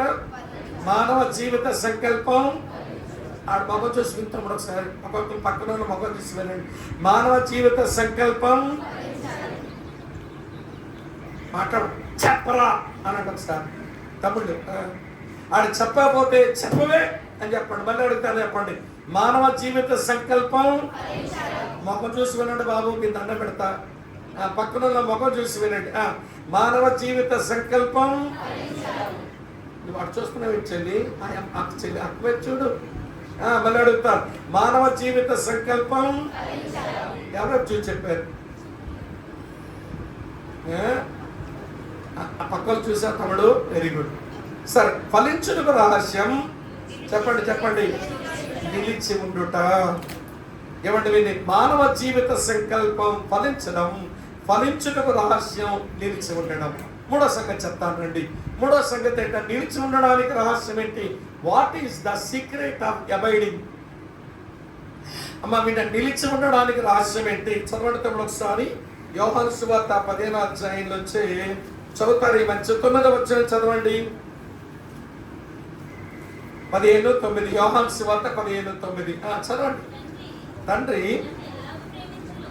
నన్ను ఎలాగో ప్రేమించానో నేను అలాగే ప్రేమించాను. నా ప్రేమ యందు నిలిచి ఉండండి. నేను నా తండ్రి ఆజ్ఞలు గైకొని ఆయన ప్రేమ యందు నిలిచి ఉన్న ప్రకారము మీరు నా ఆజ్ఞలు గైకొని ఎడల నా ప్రేమ యందు నిలిచి ఉందురు. ఈ వచనంలో యేసయ్య అంటున్నాడు, నిలిచి ఉండడానికి రహస్యం ఆజ్ఞను గైకొనుట. The secret of abiding is obedience.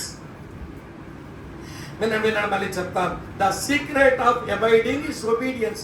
నిలిచి ఉండుటకు రహస్యం విధేయత చూపడం. మీకు మంచి వచనం చూపించిన బైబిల్లో ఒకసారి చదవండి. తమ్ముడు చదవండి. 1 సమూయేలు గ్రంథం 15:22. 1 Samuel chapter 15 verse 22 చదవండి ఒకసారి. 1 సమూయేలు 15:22 చదవండి. తమ్ముడు తీసుకున్న వాళ్ళు చదవండి, పర్వాలేదు. అగండమ్మ మా వాళ్ళు తీయనివ్వండి, మమ్మల్ని వెనకని ఎక్కడమేమి ఉద్యోగం అలా ఉంది. చదవంటారు తమ్ముడు. అందుకు సమూయేలు తాను సెలవిచ్చిన ఆజ్ఞను ఒకడు గైకొనుట వలన యెహోవా సంతోషించినట్లు ఒకడు దానబలులను బలు అర్పించడం సంతోషించిన. ఆలోచించము, బలులు అర్పించిన కంటే ఆజ్ఞను గైకొనుట, పొట్టేలకు అర్పించిన కంటే మాట వినుటయు శ్రేష్టము. ఓకే, ఇప్పుడు దేవుడు దేని బట్టి సంతోషిస్తాడంట చెప్పండి. ఇక్కడ అర్పణ వేస్తే సంతోషిస్తాడని లేదు, లేదా చేతులెత్తి ఆరాధిస్తే సంతోషిస్తాడని లేదు. ఆయన సెలవిచ్చిన మాట గైకుంటే ఆయన సంతోషిస్తాడట. అందుకనే విధేయతకంత ప్రాముఖ్యత ఉంది. ఒక విషయం చెప్పన, మనం నమ్ముకున్న యేసు ప్రభువే విధేయత నేర్చుకున్నట్ట. ఎబ్రీ పత్రిక 5వ అధ్యాయం 8వ వచనం చదవండి. ఏమి రాస్తుందో? ఎబ్రీ 5:8 ఏముంది చెప్పండి. ఇటమైన దేవుని కుమారుడై ఉండి తాను పొందిన శ్రమల వలన ఏమి నేర్చుకునేను? విధేయత నేర్చుకొనెను. అమ్మ తమ్ముళ్ళు చెల్లెలు వినండి, ఫస్ట్ నువ్వు విధేయత చూపాల్సింది ఎవరి అట్లీస్ట్ మీ పేరెంట్స్. తర్వాత దేవునికి వచ్చి నీకు తెలిసిన తర్వాత దేవునికి విధేయత చూపాలి. పౌలుకు మంచి మాట అన్నాడు. ఈ వచ్చిన మా తమ్ముళ్ళు చదువుతాను. కొలస్సీ పత్రిక 3:20 చదవండి తమ్ముడు. కొలస్సీ పత్రిక 3:20 చదవండి ఎవరైనా ఒకరు. కొలస్సీ 3:20 ఏమి రాస్తుంది? చిన్న పిల్లలారా, అక్కడ అలా అక్కడ మొదలు చదవండి. అమ్మ మీ తమ్ముళ్ళు కాదు, మా చెల్లాయిలు. చిన్న పిల్లలారా అన్ని విషయములలో ఈ తమ్ముడు ముందు తండ్రులు అన్నామే, అమ్మ మాట వినవా మరి. చిన్న పిల్లలారా అన్ని విషయములలో మీ తల్లిదండ్రుల మాట వినవలెను. తర్వాత ఇది ప్రభువును బట్టి మెచ్చుకొనదగినది. దేవుని బట్టి మెచ్చుకోదగిన విషయం ఏంటంటే మీ అమ్మ నాన్న మాట వినాలి. తమ్ముడు మీరు చెప్పండి, ఎన్ని విషయాలు వినాలంట? ఆయన రాసిందే చెప్పండి, నా సొంత మాట చెప్పక్కర్లా. తమ్ముడు చెప్పండి. తమ్ముడు తగులుతుంది అది చెప్పండి చెప్పండి చెప్పండి అమ్మా. ఏంటట చెప్పాలి మీరు? అన్ని విషయాలలో. అన్ని అంటే ఎన్ని చెప్పడం? ఒక 3. తల్లిదండ్రులు చిన్నపిల్లలాగా అన్ని విషయాల్లో మీ తల్లిదండ్రుల మాట వినండి అన్నప్పుడు మొట్టమొదటి మీరు వినవలసింది ఎలా చెప్తాను, వస్త్రాల విషయమై ఎవరి మాట వినాలి? ఇదేంటి అయిపోయినా అని గుర్తుందే. అమ్మా నాన్న విజయవాడ వెళ్ళి డ్రెస్ తెచ్చారు. అమ్మా నాన్న నాకు మంచి డ్రెస్ కొని పెట్టారు, సంతోషించే బట్టలు వేసుకుంటున్నారా? వస్త్రాలకు అమ్మ నాన్న మాట వింటున్నారా? వీడంటాడు ఇదేం ఫ్యాక్ట్, ఇది ఎవడు వేసుకుంటాడు? మరి ఏం కావాలరా నీకంటే పైనుంచి కింద వరకు మొత్తం అంతా కన్నాలు ఉండాలంట. మా రోజుల్లో మీ కన్నాలతో నిక్కరేసుకుని వెళ్తే మా మాస్టారు ఆ చిరుల్లో వేరి పెట్టి ఇలా చింపేసి పోస్ట్ ఆఫీస్ నిక్కరేసుకొచ్చారు పోరా అనేవాడు. ఇప్పుడు ఫ్యాషన్ ఏంటో చెప్పండి? ప్యాంటు నిండా కన్నాలి. ఈ మధ్య మరొకటి ప్యాంటు మళ్ళీ వచ్చేస్తుంది. ఇది వరకు ఉండేది లేండి. అదేంటో తెలుసండి, అదుక్కునేవాడు సంచులు ఉన్నట్టుగా ప్యాంటు నిండా సంచులు. ఇక్కడ 2 చోబీలు, అక్కడ 2 చోబీలు, కింద 2 చోబీలు. పోనీ మగపిల్లలు అట్లున్నారంటే అనుకుందాం, ఆడపిల్లకి మైదారాగా వచ్చిందో. వీరు కూడా అమ్మ నాన్న తెచ్చిన బట్టలు వేసుకోదు. ఈ పిల్లకి ఏం కావాలంటే ఇలా ఈ జబ్బుకు ఎంత కన్నం ఉండాలి, ఇలా ఈ జబ్బుకి ఎంత కన్నం ఉండాలి, వెనక వీపుకో పెద్ద కన్నం ఉండాలి. ఏమిటో పాపంటే జబ్బల కన్నా బ్లౌజ్ అంట. మొదలస్త పిల్ల ఆడపిల్లలు ఒళ్ళు కప్పుకుంటే సంసారులు. ఒళ్ళు చూపించుకోవడం అనేది ఆడపిల్లలకు వేశ్యాబుద్ధి. అది అర్థమవుతుందా? మరి వస్త్రాలకు అమ్మా నాన్న మాట వినకపోతే వస్తువులకు పెట్టారా మీరు? అరే డిగ్రీ అయిపోయింది కదరా, నువ్వు పీసీకి వెళ్ళబోతున్నావు కనుక బండి మీద వెళ్ళొద్దు కానీ అని చెప్పి మీ నాన్నగారు ఏమంటున్నారా? ఏమండి హోండా కొన్నారు. ఏంటది? హీరో హోండా కాదులే తమ్ముడా, హోండా స్కూటీ టైప్ ఉంటుంది కదా, ఏంటో చెప్పండి అది.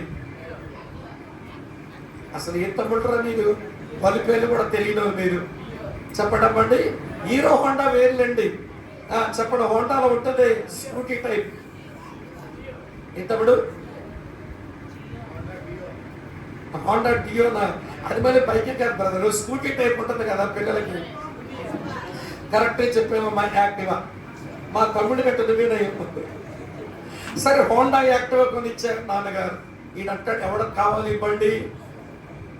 మరి ఏం కావాలరా నీకు బండి అంటే, ఇది దెబ్బ టైర్ బండి కావాలంటే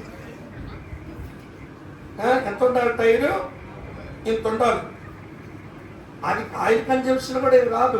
దాని రేట్ ఏమైనా తక్కువ అంటే 4 లక్షల పైన ఉంటుంది. ఆ బండి మీద పోతుంటాడు అనమాట. చెవిట్లో 2 పెట్టుకొని ఊపుకుంటా పోతాడు. ఏ లారీయో బస్సో గుద్దితే వాళ్ళ అమ్మ నాన్న వచ్చి రోడ్డు కట్టుకున్నాడు శరీరాన్ని. అట్లా కనుక పీక్కోవాలి శరీరాన్ని. వద్దురా, ప్రమాదకరమైన బండి రాది. యాక్సిడెంట్లు అయిపోతాయి చాలా బరువు అంటే నాకు అదే కావాలంటాడు. ఎందుకు? అజారుద్దీన్ కూడా చచ్చినట్టు సస్తాడు రోడ్డు మీద. కోమటిరెడ్డి వెంకటరెడ్డి గారు ఎమ్మెల్యే గారు కూడా దెబ్బటైన బండితో చచ్చిపోయినాడు. కోట శ్రీనివాసరావు గారు కూడా దెబ్బటైన బండితో చచ్చిపోయినాడు. తెలుసా మీకు? అది జాగ్రత్తగా నడపడం చేత కాకపోతే ఎక్కడో దగ్గర ప్రమాదానికి గురి చేస్తాయి ఈ పళ్ళు. వద్దురా, ప్రమాదం రా కొడుక, నీకు ఏదైతే మీరు తట్టుకోలేమన్నట్టు అర్థమవుతుందండి అమ్మ నాన్న ప్రైవేట్కి. ఈ పిల్ల ఏమంటావు తెలుసా, మమ్మీ సెల్ ఫోన్ కొనిపెట్టంటే ఏదో కొనిపెట్టింది వాళ్ళ అమ్మ చిన్న ఫోను. ఎవడకు కావాలి ఫోను? మరి ఏం కావాలి పాప నీకంటే చెయ్యంతా పట్టాలంట, చేత తుండాలంట, దాని పేరు స్మార్ట్ ఫోన్ అంట.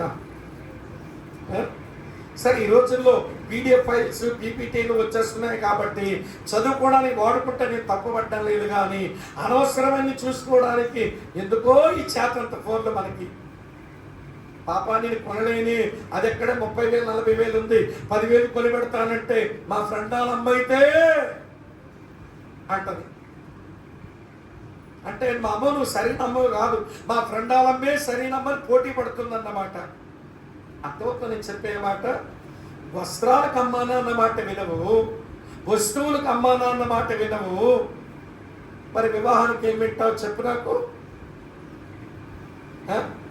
ఈ పిల్లంటారు ఆడితో పెళ్లి చేయరా, ఆడితో పెళ్లి చేయరా, వాడితో పెళ్లి చేయరా, గ్యాస్ బండ్ ఎత్తుకుంటానంట. సాఫ్వే పనికి మాలిందాను. ఎవరిని బెదిరిస్తావు?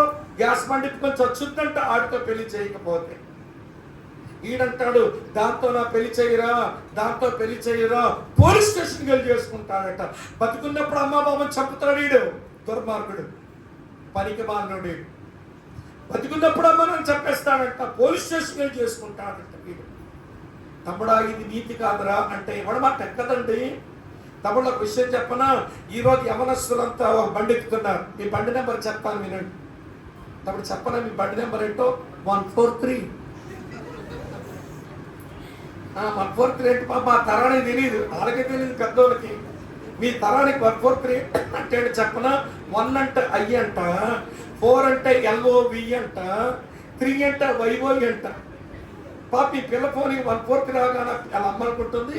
మా పాపకి పిట్టిన ఆన్సర్ తెలియకపోతే ఎవరినో అడుగుంటుంది, ఎవరో 143 పెట్టారు అనుకుంటారు. పాప పిచ్చమ్మ, ఆ 143 పెట్టాడు I love you పెట్టాడు నీ కూతురు కదా, నీకు తెలియదు.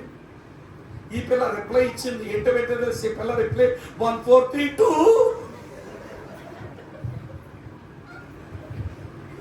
అంటే నేను కూడా ప్రేమిస్తున్నాను పెట్టింది అన్నమాట.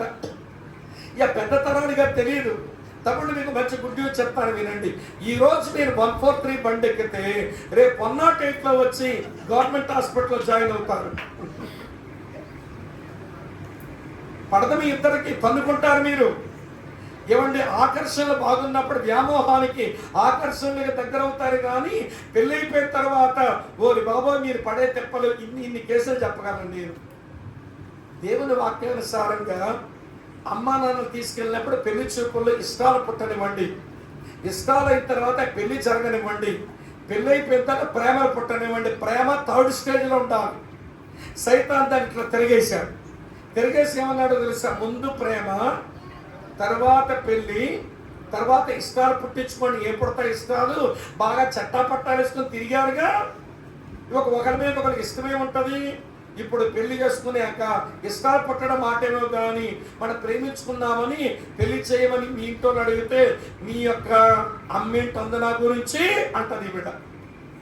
పోనీ మా అమ్మ పెద్దది, ఏదో నేను అనింది లేవే, మరి మీ తమ్ముడు ఎంతున్నాడు, ఆడు నన్ను ఇలాగన్నాడు ఏంటి అని ఈడంటాడు. ఇక చూడండి, ఆ రోజు నుంచి వారి ఇంట్లో ఏంటది? కురుక్షేత్రమే. ఇక ఆవిడ తట్టుకోలేకో వీడు తట్టుకోలేకో ఏదో తాగుతాడు, ఏదో ఇప్పుకుంటారు, చచ్చే ప్రమాదం తెచ్చుకుంటారు. ఏ బండి మీద వస్తారు హాస్పిటల్కి? 143 ఎక్కకండి, 108 ఎక్కుతారు ఒక రోజు. 143 బండి ఎక్కారో 108 ఖాయం. సేవకుడుగా చెప్తున్నా, ప్రేమలోది వ్యామోహం, దానికి ప్రేమల పేరు తగిలించామంతే. నేను ఒక విషయం చెప్పనా, మీకు ఎప్పుడైనా పెళ్లి జరిగినప్పుడు మొదటిగా దేవుని చిత్తం ఉండాలి, రెండవది అమ్మా నాన్నల అంగీకారం ఉండాలి, మూడవది సేవకుల సమ్మతం ఉండాలి, నాలుగవది సంఘం యొక్క ఆమోదం ఉండాలి. ఈ 4 కలిసే వరకు ఆగండి, మీ పెళ్లి బాగుంటుంది. మళ్ళీ చెప్పనా, దేవుని చిత్తం ఉండాలి, అమ్మా నాన్నల అంగీకారం ఉండాలి, సేవకుల సమ్మతం ఉండాలి, సంఘం ఆమోదం ఉండాలి. ఈ 4 తెచ్చుకొని పెళ్లి చేసుకో, చాలా సేఫ్గా ఉంటుంది నీ లైఫ్. లేకపోతే నీ జీవితం అగమ్య గోచరం అయిపోద్ది ఒక రోజున. తమ్ముళ్ళు అర్థమవుతుందా? విసిపోతున్నారు మా తమ్ముళ్ళు. చెప్పండి, ఆ జవాబులు ఇవ్వండి నాకు. మానవ జీవిత రహస్యం మర్చిపోయారు ఎప్పుడే. మానవ జీవిత సంకల్పం, రహస్యం అంటే సంకల్పం అన్నది. మానవ జీవిత సంకల్పం ఫలించడం. ఫలించడానికి రహస్యం, వెరీ గుడ్. నిలిచి ఉండడానికి రహస్యం విధేయత చూపడం. మరి విధేయతకు రహస్యం ఏంటి తమ్ముడు? What is the secret of obedience? చూడండి, యేసు ప్రభు ఏమన్నారో చెప్తాను, మళ్ళీ చదవండి ఒకసారి. యోహాను సువార్త 10 చదవండి. నేను నా తండ్రి ఆజ్ఞలు కైకొని, మీకు చదవమని నా శ్వాస పోతుందని నేను చదువుకుంటున్నాను. ఏం చేస్తాను కర్మ, వదిలేమో నేనే చదువుకుంటాను తల్లి. మా తమ్ముడు చదవనప్పుడు నా పరువు పోతుందిగా, నేనే చదువుకుంటాను. చూడండి 10 నేను నా తండ్రి ఆజ్ఞలు కైకొని ఆయన ప్రేమ యందు నిలిచిన ప్రకారం మీరును నా ఆజ్ఞలు కైకున్నట్లయితే నా ప్రేమ యందు నిలిచి ఉందురు. విధేయతకు రహస్యం ఏంటంటే ప్రేమించడం. ప్రేమించిన వ్యక్తికి విధేయత చూపుతాం. కొంచెం పక్క కాలంలో చూడండి, 14వ అధ్యాయంలో ఏమి రాస్తుందో చదువుతాను. 23వ యేసు, ఒకడు నన్ను ప్రేమించిన యెడల వాడు నా మాట కైకొనును. ఒకడు నన్ను ప్రేమించినట్లయితే వాడు నా మాట వినును. అందుకని విధేయతకు రహస్యం ప్రేమించడం. ఇక్కడ ప్రభువును ప్రేమించే వాళ్ళు ఎంతమంది ఉన్నారు? చేతులెత్తండి ఒకసారి. మీ నిత్యం ప్రభువును ప్రేమించే వాళ్ళు ఎంతమంది ఉన్నారు? చేతులెత్తండి. పూర్తిగా ఎత్తండి, ఇలా ఎత్తకండి, ఎత్తితే నిటారుగా ఎత్తండి. అయితే ఒక విషయం, ప్రభువును ప్రేమించిన మాట నిజమైతే ప్రభు కోరుకున్నట్లుగా నీ క్యారెక్టర్లో మార్పు రావాలిగా.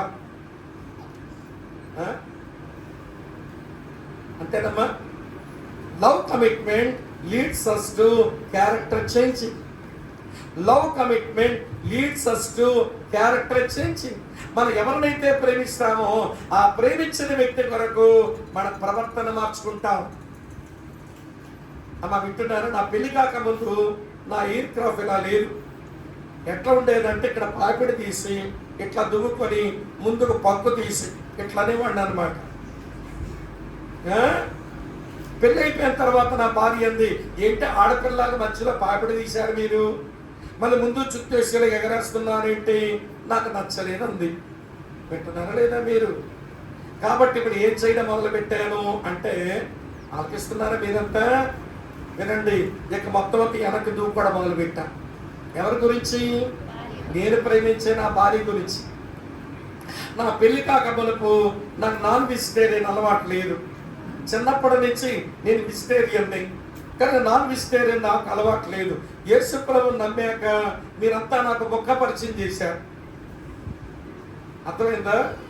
ఏమంటే యేసు ప్రభువు నమ్మని మొక్క లేకపోతే మొక్క కదా తమ్ముడు, మనకి ఏదో ఒక మొక్క ఉండాలి. కానీ ప్రభువుని నమ్మాక దేవుని పిల్లలతో సహవాసం చేస్తే మంచి ప్రోటీన్ ఉండే మాంసం, చేపలు అలవాటు చేశారు. మొత్తానికి మొక్క అలవాటు చేసుకుని నేను కొంచెం ఏమండి మొక్కల ముట్టా కూరయ్యా. వింటున్నారు మీరంతా? నా భార్య, ఆమె పెళ్లి చేసరికి ఆమె వెజిటేరియన్, ఆమె మాంసం తినదు.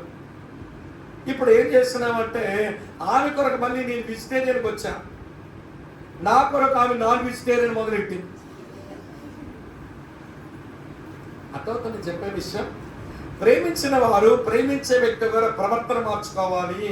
నేను ప్రభువుని ప్రేమిస్తున్నానన్నమాట నిజమైతే ప్రభు కోరినట్లుగా నీ ప్రవర్తన మార్పు రావాలిగా. ఇదొకటైతే ప్రేమించిన వ్యక్తి కొరకు సాహసాలు చెయ్యాలి, తెగించాలి. నేను ప్రభువుని ప్రేమించా, యేసు ప్రభువుని నమ్మినందుకు ఇంట్లో నుంచి బయటికి ఎట్టేశాను. ఏమంటే ఆఫ్టర్ గ్రాడ్యుయేషన్ పీజీ చేస్తున్న సమయంలో నువ్వు యేసు ప్రభువుని నమ్మావు, క్రైస్తవుడు అయిపోయావు, కులం తప్పిపోయావు, నువ్వేదో మతం పట్టావు, ఇంట్లో ఉండడానికి వీలు లేదు అని బయటికి పంపన్నారు. ఇప్పుడు ఇంట్లో ఉండాలంటే యేసును వదిలేయాలి, యేసు ద్వారా బ్రతకాలంటే ఇంట్లోంచి బయటికి పోవాలి. ఆ సమయంలో మా స్టెప్ ఫాదర్తో చెప్పారు, మీరు ఇంట్లో పొమ్మన్నారని కాకపోతే వినట్లేదు, నా పాపాలే క్షమించి నా జీవితాన్ని మార్చిన నా ప్రభు నా జీవితాన్ని నిలబెట్టగలడు, జీవించి చూపిస్తానని చెప్పి నేను చచ్చే వరకు మీ దగ్గర నుంచి పైసా కూడా తీసుకోను అని చెప్పి బయటకు వచ్చా.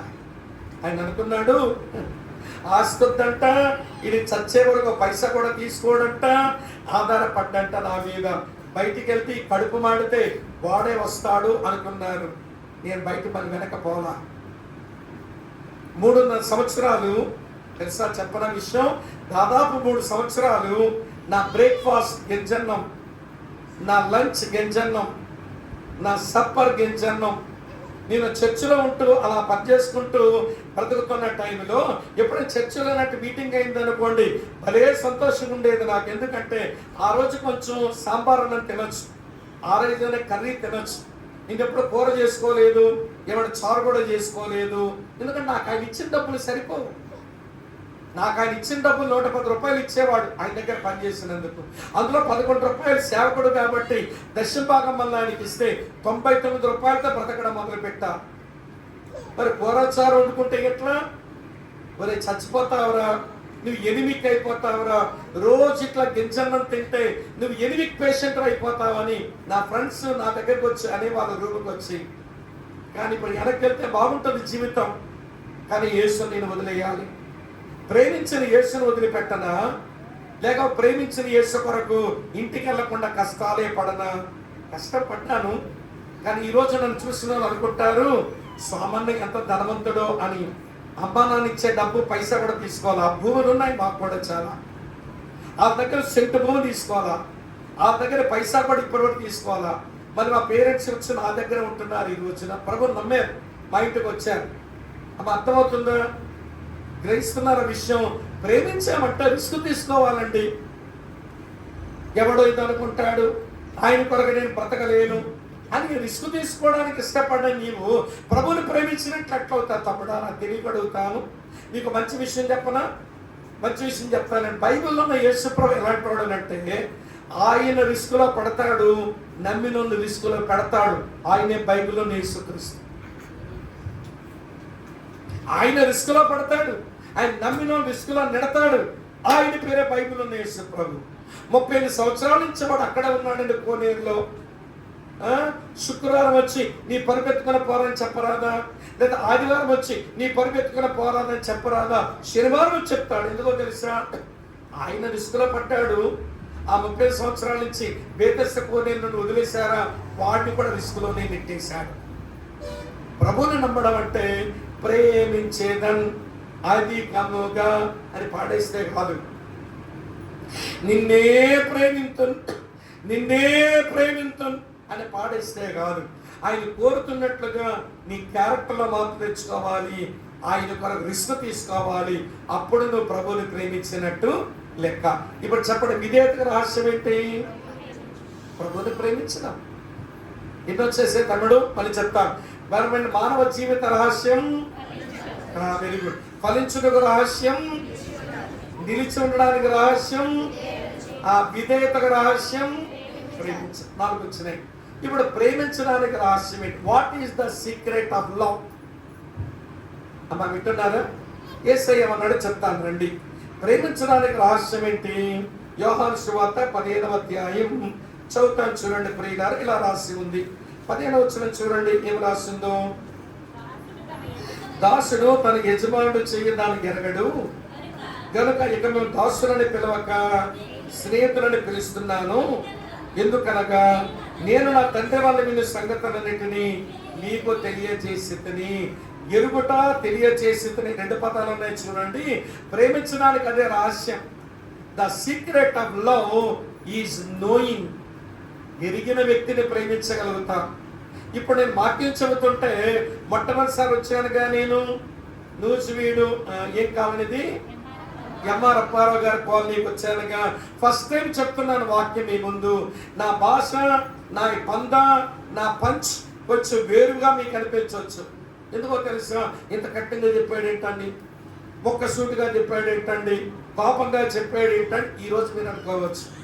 కానీ నన్ను ఎరిగిన వారికి తెలుస్తుంది, అన్న ఇలా చెప్పడమే కరెక్టు, అలా చెప్పడం వలన మా జీవితంలో మేలు పొందే మార్పు చెందామని యవనస్తులు ఇంతమంది ఉంటారు నా జీవితంలో. వాళ్ళు ప్రేమిస్తారు, మీరు ప్రేమించలేరు నన్ను. ఎందుకంటే మీరు నన్ను ఎరగలేదు కనుక. ఇప్పుడు ఏమంటే రవికిరణ్ గారు ఏమంటే చెల్లి ఒక 5-6 సార్లు పిలిచారు అనుకోండి మీ ఊరికి, ఒక 5-6 సార్లు వచ్చి వాక్యం చెప్పాను అనుకోండి, నేనేంటో మీకు అర్థమవుతుంది, మీరేంటో నాకు అర్థమవుతారు. అప్పుడు మీరు నన్ను ప్రేమించగలుగుతారు, నేను కూడా మిమ్మల్ని ప్రేమించగలుగుతాను. అవునా కదా చెప్పండి? అందుకే ప్రేమించుటకు రహస్యం ఎరగడం. ప్రభువుని ఎరగడానికి ప్రయత్నం చేయాలి. అపోస్తలుడైన పౌలు అంటాడు, నేను క్రీస్తుని ఎరుగు నిమిత్తం, ఆయన పునరుత్థాన బలమును ఎరుగు నిమిత్తం, ఆయన శ్రమలలో పాలివాడును అగు నిమిత్తం నాకు ఏదైతే లాభకరమై అనుకున్నానో అవన్నీ పెంటతో సమానం ఎంచుకున్నాను అన్నాడు. To know Christ everything is rubbish. క్రీస్తును ఎరగడం కొరకు ఏదైనా నష్టంగా ఎంచుకుంటానండి, నాకు అది విలువైంది కాదండి అనుకున్నాడు. కానీ ఈరోజు తమ్ముడు, ప్రభువుని ఎరగడానికి నువ్వు చేసే ప్రయత్నం ఎంత? ప్రభువుని ఎరిగితేనే కదా ప్రేమించగలుగుతావు. వినండి ప్రియులారా, నేను యేసు ప్రభు నమ్మిన తర్వాత మా ఆధ్యాత్మిక నాయకులు మాకు క్వైట్ టైం అనే ప్రాక్టీస్ నేర్పించారు. మౌన ధ్యాన సమయం, దేవుని వాక్యం చదువుకోవడం, దాన్ని ధ్యానం చేయడం నేర్పించారు. దేవుని వాక్యం చదువుకొని ధ్యానం చేసినప్పుడు ఎప్పుడో 30 సంవత్సరాల కింద నేర్చుకున్న సూత్రం చెప్తాను మీకు, రాసుకోండి. దేవుని వాక్యం చదివి ధ్యానించినప్పుడు ఈ సూత్రంతో కానీ దేవుని వాక్యం చదివారంటే మీరు దేవుని బాగా తెలుసుకుంటారు. దానికి ఏమన్నారంటే మా వాళ్ళు స్పెక్ ఫార్ములా అన్నారు. Spec formula. స్పెక్ స్పెల్లింగ్ చెప్పండి తమ్ముడు. స్పెక్ స్పెల్లింగ్ చెప్పండి. SPE చెప్పండి. CA. ఇవ్వండి. ఇది ఎక్రోనియం అన్నమాట. అంటే ప్రతి అక్షరానికి ఒక పదం ఉంది. అక్షరం అంటారు, దాన్ని ఇంగ్లీష్లో ఎక్రోనియం అని అంటారు. స్పెక్ అనే దానికి ఒక్కొక్క అక్షరానికి ఒక పదం ఉందన్నమాట. ఎస్ అంటే నువ్వు చదివిన వాక్యంలోంచి నీ విడిచిపెట్టవలసిన పాపం ఏదైనా కనబడ, సిన్ టు అవాయిడ్, అది ఎస్. రాసుకో తమ్ముడు. సిన్ టు అవాయిడ్, నేను చదివిన వచనాల్లో నేను విడిచిపెట్టవలసిన పాపం ఏదైనా ఉందా అని చదవండి. దేవుని ఎరిగిన వారు అవుతారు. తర్వాత పి అంటున్నట్టే ప్రామిస్ టు గ్రాబ్, నీ చేపట్టవలసిన వాగ్దానం ఏదైనా ఉందా? నా జీవితాన్ని గురించి, మా కుటుంబాన్ని గురించి, నేను వెళ్తున్న చర్చని గురించి దేవుడైనా ప్రామిస్ ఇచ్చాడా? అది పట్టుకో. తర్వాత ఏంటి? ఈ అంటే ఎగ్జాంపుల్ టు ఫాలో, నేను అనుసరించవలసిన మాదిరి ఏదైనా ఉందా ఈ వచనాల్లో? అమ్మా చెప్పండి. తర్వాత ఏముంది? అక్షరం సి అంటే కమాండ్ టు ఒబే, నేను విధేయత చూపాల్సిన ఆజ్ఞ ఏమైనా ఇందులో ఉందా? తర్వాత ఏంటట? కే అంటే నాలెడ్జ్ టు గెయిన్, నేను సంపాదించుకోవాల్సిన జ్ఞానం ఏదైనా ఉందా? అయిపోయింది స్పెక్. 2 వచనాలే చదువు, 3 వచనాలే చదువు, లేదా ఒక అధ్యాయం చదువు, ఒక పేరా చదువు. ఆ చదివిన వచనాల మీద ఈ ప్రశ్న వేసుకొని చూసామనుకోండి, దేవుని ఎరిగే మనిషి అవుతాం. మళ్ళీ చెప్పనా? Sin to avoid S, promise to grab P, example to follow E, command to obey E, knowledge to gain K, spec.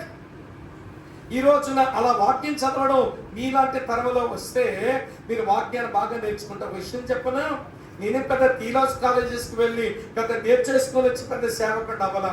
తర్వాత వెళ్ళాను, కొంచెం నేర్చుకున్నాను. కానీ సేవకు రాకమునిపే ఇవ్వండి దేవుని వాక్యం ప్రకటించి దేవుని వాక్యం చెప్పే ప్రాక్టీస్ ఉండేది నాకు.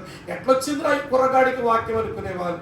ఒక విషయం చెప్పనా మీకు, డిగ్రీ అయినప్పుడు వయసు ఎంత ఉంటే చెప్పండి తమ్ముడు. ఫైనల్ ఇయర్ డిగ్రీ మన వయసు ఎంత చెప్పండి తమ్ముళ్ళు. ఇంటర్మీడియట్కి వచ్చినప్పుడు పెద్ద అయినప్పుడు 15 కదా, ఇంటర్మీడియట్ అయినప్పుడు 2 కలిపితే 17 కదా, గ్రాడ్యుయేషన్ అయ్యేసరికి అంత 20 కదా. అంటే నేను ఎప్పుడు స్పీకర్ అయ్యానని చెప్పనా మీకు? గుండు చేరిపోద్ది మీకు. 19వ సంవత్సరంలో యేసు ప్రభువుని నమ్మాను, 21వ సంవత్సరానికి వచ్చే స్పీకర్ని అయ్యా. ఒరే ఎట్లా వీడు వాక్యం చెప్తున్నాడు అని అంటే స్పెక్ అంటే దాంట్లో నేర్చుకున్నవే చెప్పేవాడిని కొద్ది మాటలు అనేక మంది జీవితాలకు ఉపయోగపడ్డాయి. కనుక ఇంకా నాకు వయసు రాలేదు. మా తమ్ముడు ఇంకా మూతి మీద మీసం రాలేదు, గీకేయడికి మూతి మీద మీసం వచ్చే వరకు ఆగడం ఏంటో సిగ్గు లేకపోతేను. దానికంటే ముందే దేవుని నేర్చుకోవాలి, దానికంటే ముందే దేవునికి సంగతులు ఏమో నేర్చుకోవాలి, చెప్పగలగాలి మరో మనిషికి. ఈరోజు యవనస్తులు అప్పుడైనా ఏంట్రా అలా సాగదీసి ఎంజాయ్ చెయ్యాలంట. ఎంజాయ్ చేయి. పాపంతో ఎంజాయ్ చేస్తే అది పాము లాంటిది. ఆరంభంలో ఆడుకుంటున్నాడు పాము పిల్లే, అది బాగా పెరిగితే పెద్ద పాము కాటేస్తుంది, దాంట్లోంచి నువ్వు బయటికి రాలేవు. ఒక వాటి చెప్పనా, ఎవడనంట ఏమండి బాగా చుట్టే చంపేస్తుంది చూడండి, నన్ను ఏం పామంటాము? కొండ చిలువ. కరెక్ట్గా చెప్పారు ఆ తల్లి. వాడు కొండ చిలువ తెచ్చుకొని పెంచుతున్నాడంట. పెంచిన దాంతో ఒక ఆట నేర్చుకున్నాడు వాడు. ఏమిటా ఆట అంటే, ఆ కొండ చిలువను ఒట్టి మీదకి ఎక్కించుకుంటాడు, ఏదో శబ్దం చేస్తుంటాడు, అది ఎక్కి చుట్టేస్తూ ఉంటుంది, వీడు దొరుకుతూ ఉంటాడు, అందరితో చప్పట్లు కొట్టేస్తుంటాడు, మరి వాడితో చిన్న చప్పట్లు చేస్తాడట, ఆ పాము మళ్ళీ వదిలేస్తుందట. ఎవరో మీరంటూ చెప్పారు, ఒరే మీరు కొండ చిలువతో ఆటలాడుకుంటున్నావు ఏంట్రా, అది చాలా ప్రమాదం అంటే, ఏం కాదండి దాన్ని బోర్డుతో ట్రైనింగ్ ఇచ్చానని అన్నాడట. సరే మొత్తానికి ఒకసారి ఏదో శబ్దం చేశాడు, అది వాడు ఒంటి మీదకి ఎక్కింది, వాడిని నిలిపేస్తా ఉంది. నిలిపేస్తుంటే జనాలంతా తెగ చప్పట్లు కొడుతున్నారంట. విడిచిపెట్టడానికి అది శబ్దం చేస్తున్నాడు, ఈ చప్పట్లు ఆపడంటే కూడా ఆపట్లేదంట. వాడు ఆపపోయేసరికి అది బాగా నలిపేస్తుంది, వాడి లోపల ఎముకలు కొడుతుందంట. చివరికి చచ్చిపోయేలాగా అయిపోయి రక్షించండి రక్షించండి అని అరుస్తుంటే, ఆటలో ఇదో భాగం అనుకుంటున్నా చూసిన జనం.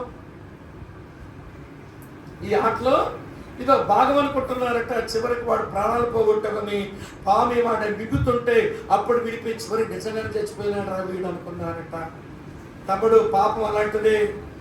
ఆటలాడుకో, ఎంజాయ్మెంట్, ఫ్రెండ్స్, ఎంటర్టైన్మెంట్. ఈ మధ్య యవనస్తులు మీరు మంచోలేమో తెలియదు కానీ మా విశాఖపట్నంలో 10th క్లాస్ రాగానే ఇది గంజాయి బ్యాచ్ అంటాడు. ఇది గంజాయి బ్యాచ్ మొత్తెక్కించుకుంటాడు. గంజాయి బ్యాచ్ అంట. ఈ గంజాయికి డబ్బులు దొరకపోతే బ్లేడ్ బ్యాచ్ అయ్యారు ఈ మధ్య. గంజాయి కూడా డబ్బులు లేకపోతే బళ్ళు మీద పోయే వాళ్ళకి బ్లేడ్లతో కొట్టి వాళ్ళ దగ్గర డబ్బులు దోచేసుకుంటున్నారు. రాజమండ్రిలో బ్లేడ్ బ్యాచ్ దొరికిపోయింది మధ్య. ఎంజాయ్ చేద్దాం అనుకుంటున్నామా, పాపం నేను మింగేస్తుంది. భయంకరమైన కొండ చెరువు నేను మింగేసినట్టుగా. కనుక don't play with fire, don't play with sin. అది చాలా ప్రమాదవశమి. కనుక నేను ఎంజాయ్ చేద్దాం అనుకోవద్దు. త్వరగానే దేవుని విషయాలు నేర్చుకోవాలి. ఆ వాక్యంతో నా జీవితం ట్రాన్స్ఫార్మ్ అవ్వాలి. నేను మా ఇంటికి, మా సంఘానికి, మా ఊరికి నేను ప్రయోజకుడు కావాలని ఒక యోగ్యమైన మనస్తత్వం కల్టివేట్ చేసుకో, బాగుపడతావు. లేకపోతే పాడైపోతావు. 10 మంది నీ మొక్కమే వీడు ఒక పద్ధతి అన్నాడు. మనం ఆ పదం వాడలేం కానీ వాళ్ళు వాడేస్తారు. ఏమంటారో తెలుసా, ఈడొక పద్దుకు మాలిన వేడేశ్వా అంటారు, వేడేశ్వా అంటారు. అంటే ఏంటో తెలుసా చెప్పండి, పూరించండి మరి ఏంటో. అది అనలేక అలా అన్నాను. మరి వీడొక పద్దుకు మాలిన వేడేశ్వా అంటారు. మీ అమ్మా నాన్న గుండెలు పగిలిపోతాయి. నేరపై కన్నాలేనట్టు కొడుకుని, అనవసరంగా కన్నాలేనట్టు దాన్ని. వీళ్ళు పురిట్లోనే చచ్చుంటే బాగుంది కదా అనుకుంటారన్నమాట. అలాంటి దుర్గతి నీ జీవితానికి తెచ్చుకోవద్దని ఒక అన్నగా, సహోదరుడు, అంకులుగా మీకు మనం చేస్తున్నారు. ఇప్పుడు చెప్పండి, మానవ జీవిత రహస్యం ఫలించడానికి రహస్యం, వెరీ గుడ్. నిలిచి ఉండడానికి రహస్యం, వెరీ గుడ్. విధేయతగా రహస్యం, ప్రేమించడానికి రహస్యం అమ్మా ఎరిగి ఉంటాం. ఎరిగి ఉండడానికి రహస్యం ఏంటి? అంకులు వదిలిపెట్టవా అన్నట్టు చూడకండి, వదిలేస్తా, టైం వచ్చేసింది. ఎరిగొండానికి రాష్ట్రం యేసయ్య మాటలు చూడండి. 13-14 వచ్చినా చదవండి. తన స్నేహితుల కొరకు తన ప్రాణము పెట్టవాని కంటే ఎక్కువైన ప్రేమ గలవాడెవడు లేడు. నేను మీకు ఆజ్ఞాపించిన వాటిని చేసిన ఎడల మీరు నా స్నేహితులై ఉంతురు. ఎరుగుటకు రహస్యం స్నేహం చేయడం. The secret of knowing is friendship. ఒక వ్యక్తితో స్నేహం చేస్తేనే కదా ఆ వ్యక్తిని ఎనగలుగుతాము. సృష్టికర్త అయిన దేవుడు, తమ్ముడు వినండి, నీతో స్నేహం చేయాలని ఆశిస్తున్నాడు.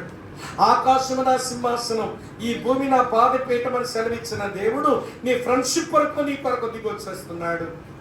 అందుకే మేము పాట పాడుకుంటాం, స్నేహితుడు ప్రాణప్రియుడు ఇతడే నా ప్రియ స్నేహితుడు. అమ్మ వింటున్నారా? దేవునితో స్నేహం చేయి. ఒక పద్దుకు మాలినవాడితో స్నేహం ఎందుకు? ఒక పనికి మాలిన వాడితో మనకి స్నేహం ఎందుకు? మన క్యారెక్టర్ని పాడు చేసి తమ్ముడు ఏం లేచారు మీరిద్దరు? నీరు ఇస్తారు, కూర్చోండి కూర్చోండి. తమ్ముడు ఇస్తారు, కూర్చో తమ్ముడా. అది చాలా ఇండిసిప్లైన్. అసలు దాహం వేస్తే ఎవరికి వేయాలి తమ్ముడు చెప్పు? నీకా నాకా చెప్పు? నేను నీళ్ళు తాగను, మేము నీళ్ళు తాగి తప్పుకోను. అసలు నీ నీళ్ళు తాగే హక్కే మీకు లేదన్నట్టు అరుస్తున్నా. నేను బాగానే ఉన్నాను, కొంతనమ్మల కూర్చున్న మీకు దాహం వేస్తుందా? సరేలేండి, ఇస్తారులేండి, తాగుదురుగా. అమ్మా ఎవరికి దాహం వేస్తుందో వాళ్ళకి ఇవ్వండి, మిమ్మల్ని ఇవ్వక్కర్లా. అమ్మ వద్దులేండి, అందరం ఆ తమ్ముడు కట్టించేది బాబు దాహం వేస్తుందంట. ఇంకెవరికి ఇవ్వద్దు, చా ఇంకెవరికైనా దాహం వేస్తుందని చేతులు అత్తని నమ్మేస్తారు. సైతాన్ ఎలాంటి అంటే సరిగ్గా వినే టైంలో, వాళ్ళ జీవితంలో పరివర్తన కలుగుతున్న టైంలో వాడు డిస్ట్రాక్ట్ చేస్తాడు. దాహం అంటారు. 2:30 గంటలు సినిమా హాల్కి వెళ్ళి కూర్చుంటాడు సీట్లో. ఏ పాప కూర్చో, సిట్ ప్రాపర్లీ. 2:30 గంటల సేపు స్నేహితుల దగ్గరికి వెళ్ళి సినిమాలో కూర్చుంటాడు. అప్పుడు చాలా బాగా కంఫర్టబుల్గా ఉంటాడు. దేవుని సన్నిధిలో కూర్చుని వాక్యం వింటున్నప్పుడు ఏమండి సీట్ కింద ముళ్ళ ఖర్చు పెట్టినట్టు ఎట్లట్లా కదులుతుంటాడు, తేవడానికి ప్రయత్నం చేస్తుంది. దెయ్యం పనులు అంటే అవన్నీ మీదుగా తప్పు, మీకు చేరువుగా ఉండే దుష్టుడు చేసే పనులు. అమ్మా వింటున్నారు? అమ్మా వెళ్ళిపోతుంది, నువ్వు ఎవరికి వెళ్ళిపోతుంది, దండ పెడతాను, అయిపోయింది. ఎక్కడున్నా మనం? అమ్మా చెప్పండి, అప్పారావు గారు కాలనీ అనకండి, చెప్పండి ఎక్కడున్నా మనం? స్నేహం దగ్గర ఉన్నాం. తమ్ముడు ఆకాశం నా సింహాసనం అనుకుని, భూమి నా పాదపీఠం అనుకుని దేవుడు నీ ఫ్రెండ్షిప్ కోరుతున్నాడు. ఈ లవ్స్ యూ, ఈ నీడ్స్ యువర్ ఫ్రెండ్షిప్. నీ సహాయం మాత్రం కావాలట. అందుకే మేము పాడుకుంటాం, స్నేహితుడు ప్రాణప్రియుడు, ఇతడే నా ప్రియ స్నేహితుడు. ఆయనతో స్నేహం చేస్తుంటే ఆయన లక్షణాలు మనకు అబ్బుతాయి. అందుకని ఒక మాట ఉంటుంది బైబిల్లో, దుష్ట సాంగత్యం మంచి నడవండి. ఈ కుర్రాడు చాలా మంచివాడండి. చిన్నప్పుడు అమ్మా నాన్న మాట బాగా వినేవాడండి, చాలా బాగా చదువుకునేవాడండి, ప్రయోజకుడు అవుతాడు అనుకున్నామండి. ఏంటో ఈ మధ్య తగలంటాడండి వీడు అని వీధిలో నీ గురించి వినబడుతుంటే మాకు విని కావాలంటే. చాలా మంచివాడండి, వాళ్ళ అమ్మా నాన్నకు ఏమండి చక్కగా వాళ్ళ పేరు నిలుపుతాడు అనుకున్నామండి, కానీ వాళ్ళ కడుపుని చెడబుట్టాడు అనుకుంటున్నామండి ఈ రోజుల్లో అని లోకం అనుకునే రోజు తెచ్చుకోవద్దు. కనుక వెళ్ళండి, ప్రభుతో స్నేహం చేయి, ఆయన్ను ఎరగలుగుతాం. ఎన్నొచ్చినాయి? ఎన్నొచ్చాయమ్మా? పని చెప్తారా మీరు ఒకసారి? రెడీగా ఉన్నారా? మా తమ్ముడితో చెప్పిస్తా. ఇప్పుడు మీ స్వరాలు పెరగాలి తమ్ముడు. ఇలాంటి స్వరాలు మన ముందు గొంతున్నట్టు చెప్పండి. మానవ జీవిత రహస్యం చూసారా పెరిగిందా? ఈతో చెప్పిస్తా. ఒకటి మీరు ఒకటి చెప్పండి, మీరు ముందు చెప్పండి. మానవ జీవిత రహస్యం. తమ్ముడు ఎవరి స్వరం బాగుందో జీవరత్వం అని చెప్పాలి. మానవ జీవిత రహస్యం, ఫలించుట రహస్యం. తమ్ముడు ఏమైంది చూసారా? చైతన్యం వచ్చింది మా తమ్ముడికి. సరే, నిలిచి ఉండడానికి రహస్యం. Very good. విధేయక రహస్యం. ఎవరు ఓడిపోతున్నారు పిల్లలు? ప్రేమించడానికి రహస్యం. Very good. ఎరగడానికి రహస్యం. స్నేహానికి రహస్యం. చివరిగా చెప్పి మేము ఇచ్చేస్తాను, అయిపోయింది. What is the secret of friendship? స్నేహానికి రహస్యం ఏంటి అని అంటే సమర్పించుకోవడం. ఇప్పుడు రవికిరణ్ గారికి మాకు స్నేహం ఉంది, వాళ్ళ ఇంట్లో ఫంక్షన్ చేసుకుంటున్నారు. నేను రావాలా వద్దా చెప్పండి? స్నేహం ఉంటే రావాలా వద్దా చెప్పండి? రావాలంటే నా సమయం ఖర్చు పెట్టాలి. మరి శ్రీకాకుళం నుంచి నూజివీడికి రావాలంటే నా సంపద, నా డబ్బు ఖర్చు పెట్టాలి. ఆయన ఏదో కార్యక్రమం చేస్తున్నారు, పాపం ఒక్కలే కష్టపడుతున్నారు, నేను కూడా కష్టపడి చేయాలిగా. స్నేహం చేస్తున్నప్పుడు నా శరీర బలము ఖర్చు పెట్టాలి. స్నేహం 3 సమర్పణలు కోరుకుంటుంది: సమయము, సంపద, శరీర బలం. ఈ 3 ఇచ్చినప్పుడే ఫ్రెండ్షిప్ బాగున్నట్టు లెక్క. మరి ప్రభువుని మనం ప్రేమించినట్టయితే మనం కూడా సమర్పించుకోవాలి. మన సమయం ఆయనకి ఇద్దాం, దేవుడు మనకి ఇచ్చిన సంపద ఆయనకి ఇద్దాం, మన శరీర బలాన్ని ఆయనకి ఇద్దాం, మెట్టకు ఆయనకు సమర్పించుకుందాం. మళ్ళీ వరుసగా అడుగుతాను, స్పష్టంగా చెప్పండి. ఇప్పుడు ఏమండి, ముందు నుంచి అడుగుతాను, ఆడపిల్లల నుంచి. మానవ జీవిత రహస్యం, ఫలించుటకు రహస్యం, నిలిచుండానికి రహస్యం, విధేయతకు రహస్యం, ప్రేమించుటకు రహస్యం, ఎరుగుటకు రహస్యం, స్నేహానికి రహస్యం, సమర్పించుకుంటాను. ప్రభు ఈ మధ్యాహ్నం నీ జీవితాన్ని ఆయన సమర్పించుకోమని నీతో మాట్లాడుతున్న విషయం అర్థం చేసుకుని, ప్రభు నన్ను నేను నీకు సమర్పించుకుంటాను ప్రభు, నా జీవితాన్ని చేతిలో తీసుకో. వినండి తమ్ముళ్ళు, ఒక విషయం చెప్తాను. ఈ భారతదేశంలో విలువలతో బ్రతికే వాళ్ళు, మొరాలిటీతో బ్రతికే వాళ్ళు, ఎథిక్స్తో బ్రతికే వాళ్ళు కరువైపోయిన రోజుల్లో వచ్చాం. అవినీతి ప్రబలిపోతా ఉంది, అన్యాయం విస్తరిస్తూ ఉంది, అక్రమాలు పెరిగిపోతా ఉన్నాయి. మన పిల్లల తరానికి ఎలాంటి ప్రపంచం ఉంటుందో అని భయం వేస్తూ ఉంది. నిన్న చెల్లి ఒక మాట అన్నారు, అన్న ఒక యవనస్తులని పోగొట్టుకున్నాం ఈ కాలనీలో, చాలా మంది పరిస్థితులు వేరువేరుగా అయిపోతున్నాయి మా కాలనీలో, కానీ ఈ తరాన్ని కొంచెం పట్టుకొని దేవుళ్ళు పెంచాలనుకుంటున్నామని మీ పాస్టమ్మ గారు చెప్పారు. నేను నాకు ఈ తరమైనా మాకు దొరికితే, దేవుని వాక్యంలో పెంచితే, వాళ్ళ విలువలతో బతికితే ఈ దేశానికి మాకు ఏదైనా క్షేమం ఉంటుందని ఈ కొత్త తరాన్ని మేము పట్టుకోవాలని ఆశపడుతున్నాం అని చెప్పింది. నేను మీకు చెప్పగల విషయం ఏంటో తెలుసా? రాజకీయ నాయకులు బాగులేరు తమ్ముడు. ఏ పొలిటీషియన్ మంచోడు కాదు, ఏ పాలిటీషియన్ కూడా ఎథిక్స్ ఉన్నోడు కాదు. అవినీతి పరులు అయిపోయారు, అక్రమదారులు అయిపోయారు. వినండి, వాళ్ళ పైకి అవినీతికి పాల్పడుతున్నారు. సరే, ప్రభుత్వ అధికారులు బాగున్నారంటే లంచం ఇవ్వకపోతే ఏ పని చెయ్యరు. భయంకరమైనటువంటి లంచగొండితనం ఈ దేశంలో ఏలుబడి చేస్తూ ఉంది. అధికారులు బాగులేరు, చివరికి ప్రియుల మనుషులే బాగులేని పరిస్థితులకు వచ్చాం. సమస్య ఎవరంటే హ్యూమన్ బీయింగ్స్ ఆర్ ప్రాబ్లం. ఈ ప్రాబ్లం ఎందుకు వచ్చిందంటే వాళ్ళ జీవిత సంకల్పం మీద వాళ్ళకి అర్థం కాలేదు. ఇప్పుడు రివర్స్లో నేను చెప్తాను, మీరు చెప్పనక్కర్లేదు. రివర్స్లో చెప్పే బోధిస్తాను. వినండి, బాగా వినండి. నువ్వు సమర్పించుకోలేకపోతే ఆయనతో స్నేహం చేయలేవు. ఆయనతో స్నేహం చేయకపోతే ఆయన ఎరగలేవు. ఆయన ఎరగకపోతే ఆయన ప్రేమించలేవు. ఆయన ప్రేమించకపోతే ఆయన విధేయత చూపలేవు. ఆయన విధేయత చూపకపోతే ఆయన నిలిచి ఉండలేవు. ఆయన నిలిచి ఉండకపోతే ఆయనలో ఫలించలేవు. ఆయన కొర ఫలించకపోతే నువ్వు ఎందుకు పుట్టావో నీకు తెలియదు. తల వచ్చండి, కళ్ళు మూసుకోండి, ప్రార్థన చేస్తాం. తల వంచండి, కళ్ళు మూసుకోండి, ప్రార్థన చేస్తాం. ఎవరు ఇక్కడ చూడద్దు. సుమారు మీరు 1:45 నిమిషాలు విన్నారు. 1 hour 45 minutes. కళ్ళు మూసుకున్నాను, కళ్ళు మూసుకోండి. మోకరించడానికి అవకాశం ఉందని మోకరించండి, ప్రార్థన చేసుకున్నాం. ఆల్మోస్ట్ 1 hour 45 minutes విన్నాం.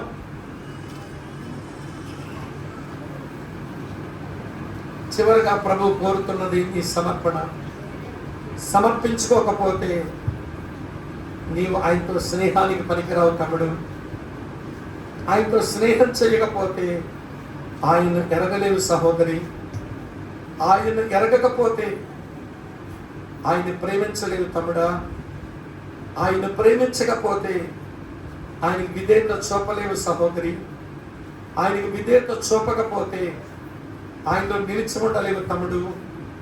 ఆయనలో నిలిచి ఉండకపోతే ఆయన కొరకు ఫలించలేవు ప్రియులారా. ఆయనకు ఫలించని మనం ఎందుకు బ్రతుకుతున్నామో మనకు తెలియదు. చాలు, 1:45 నిమిషాలు ఈ వాక్య వెలుగులో మన జీవిత స్థితిగతులు అర్థం చేసుకుని, ప్రభువా నన్ను నేను నీకు సమర్పించుకుంటున్నాను నాయన.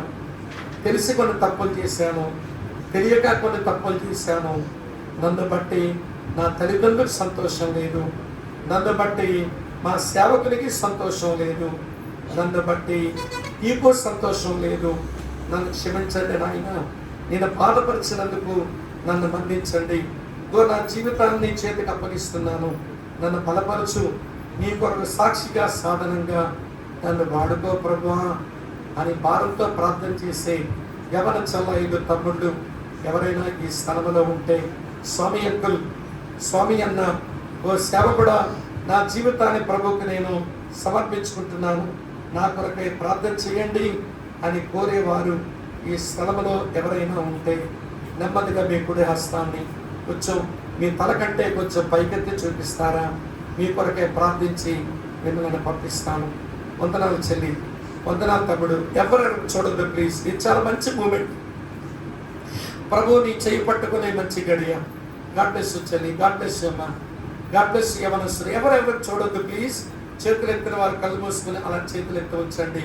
నేను మీ కొరకే ప్రార్థించి పంపిస్తాను. వందనాలు చెల్లిలా, వందనాలు తమ్ముడు. గాడ్ బ్లెస్ యు యవనస్తుడా, గాడ్ బ్లెస్ యు యవన సహోదరి. ప్రభు నేను బలపరిచి నిన్ను రూపాంతరపరచును గాక. గొంగలి పురుగు లాంటి నీ జీవితం అది సీతాకొక చిలుకలాగా మారును గాక. ఇంకెవరైనా ఉన్నారా? ఇంకెవరైనా ఉన్నారా? చేతులు చూపిన వారు అలా లేచి నిలబడదాం. మీ కొరకే ప్రార్థన చేశాక రవికిరణ్ గారికి నేను మైక్ హ్యాండ్ ఓవర్ చేస్తాను. నిలబడిపోండి చేతులు చూపిన వారు. కళ్ళు మూసుకోండి. నిలబడి కళ్ళు మూసుకోండి. వెంటనే నిల్చుదాన్ని కళ్ళు మూసేసుకోండి. వెరీ గుడ్ తమ్ముడు, వెరీ గుడ్. నీ ధైర్యాన్ని, నీ సమర్పణను దేవుడు గౌరవిస్తాడు, నేను బలపరుస్తాడు, స్టడీస్లో నేను ఎగ్జాల్ట్ చేస్తాడు, ఫలభరితమైన వ్యక్తిగా మారుస్తాడు. నీ ఫ్యామిలీలో ఒక మంచి టెస్టిమనీ కలిగిన వ్యక్తిగా నిన్ను ఉపయోగించుకుంటాడు. ఇంకెవరైనా ఉన్నారా? ఇంకెవరైనా ఉన్నారా? పరమ తండ్రి మీకు వందనాలు చెల్లిస్తూ ఉన్నాం. యవనస్తుల కొరకు ఈ ప్రత్యేకమైన కూడిక నీ సేవకుడు ఏర్పాటు చేయగా ఈ కూడికలో మేము కూర్చున్నాం. యవన బిడ్డలు ఆసక్తితో వచ్చారు, వారి తల్లిదండ్రులు పంపించారు, సేవకులు వారిని తోడుకొని వచ్చారు. వారితో మాట్లాడమని నమ్ముతున్నాను. విన్న విషయాలు పదే పదే ధ్యానిస్తూ తమను తాము సమర్పించుకుని బ్రతకడానికి మా ప్రియులందరికీ నీ కృపను గురించుము.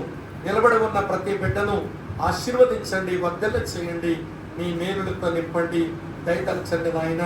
మరోసారి నీ కృపకు నీ దయకు మా ప్రియులందరినీ అప్పగిస్తూ ప్రతి విధమైన కీడు తప్పించమని కోరుకుంటూ నిల్చుని ఉన్న వీరినే కాకుండా కూర్చుని ఉన్నారు, వారు కూడా ఆలోచిస్తున్నారని నమ్ముతున్నాను.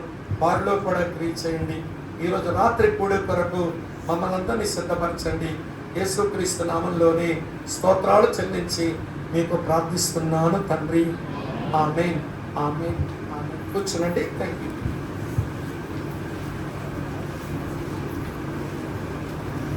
తండ్రి అయిన దేవుని ప్రేమ, కుమారుడైన క్రీస్తు కృప, పరిశుద్ధాత్మని అన్యోన్య సహవాసం సదా మీకు, మీ భవిష్యత్తుకు, మీ కుటుంబాలకు సదా తోడుగుండి నడిపించి ఆయన మాత్రమే మహిమ పొందునుగాక. ఆమేన్. మరి చక్కని వర్తమానం అందించినటువంటి సేవకులకి ప్రత్యేకమైన తెలియజేస్తూ ఉన్నాం. అలానే తీర్మానం చేసుకున్నటువంటి వారందరూ కూడా మీరు మీ ఒకవేళ ఈ స్థానిక సంఘం అయితే నన్ను కలవండి, లేని పక్షాన మీ సంఘానికి వెళ్ళిన తర్వాత మీ సేవకుని కలిసి తీర్మానాన్ని చెప్పి దేవునిలో మరి బలపడటానికి మీరు ముందుకు వెళ్ళాలని మీ అందరికీ ప్రేమతో మనవి చేస్తూ ఉన్నాను. చాలా సంతోషం. మా ఆహ్వానాన్ని మన్నించి మరి వచ్చిన మీ అందరికీ కూడా యేసయ్య నామములో వందనాలు, అందరికీ వందనాలు తెలియజేస్తూ ఉన్నాను. ఈ తరము ప్రభు కొరకు పట్టబడాలని ఆశతో ప్రార్థన చేస్తూ ఉన్నాము. దేవుని కార్యాలు మీలోనూ మీ కుటుంబాలలో ప్రభు మెండుగా జరిగించునుగాక. ఆమేన్. సరే, మీ అందరి కోసము భోజనం సిద్ధపరచబడింది. అందరూ భోజనం చేసి వెళ్ళాలని మనం చేస్తూ ఉన్నాను. అదే రీతిగా సాయంకాలము 6 గంటలకి సంఘ క్షేమాభివృద్ధి కూడిక ఈ సంవత్సరానికి సంఘంలో అంటే మరి స్వామి బ్రదర్ ద్వారా మనం వెళ్ళిపోతున్నటువంటి ఒక చక్కని వర్తమానం అన్నమాట. కాబట్టి గుర్తుపెట్టుకోండి, నిన్నటి ఉదయకాల సమయం ప్రభు మనతో మాట్లాడారు, నిన్నటి రాత్రికాల సమయం మనతో మాట్లాడారు. ఈరోజు ఉదయం ఎంతమంది నమ్ముతున్నారు ప్రభు నాతో మాట్లాడారని? విన్నారా జాగ్రత్తగా? కాబట్టి ప్రభు సాయంత్రం కూడా మాట్లాడబోతున్నారు. అందరూ కూడా రావాలని ప్రేమతో ఆహ్వానం తెలియజేస్తూ ఉన్నాను. సకాలంలోనే ఆరంభించుకుందాం. 10 గంటల లోపే ముగించడానికి కూడా ప్రయత్నం చేస్తాం. ఇబ్బంది పడాల్సిన పని ఏమీ లేదు. ఇంకొక మాట ఏంటో చెప్పిన, భోజనాలు లేట్ అవుతున్నాయి అనుకోకండి. ఈరోజు పెందలగడ చేస్తాం కదా, పెందలగడ 6 గంటలకల్లా ఏమైపోతాయి, సిద్ధపాటు అయిపోతాయి. ఇది మీకు ముందే తెలియజేస్తూ ఉన్నాం. వచ్చిన వాళ్ళకి కూడా భోజనం ముందే చేసేయచ్చు. కానీ 8 నుంచి మాత్రం వర్తమానం వినటానికి అందరూ ఏం చేయాలి, ఇక్కడ కూర్చోవాలి.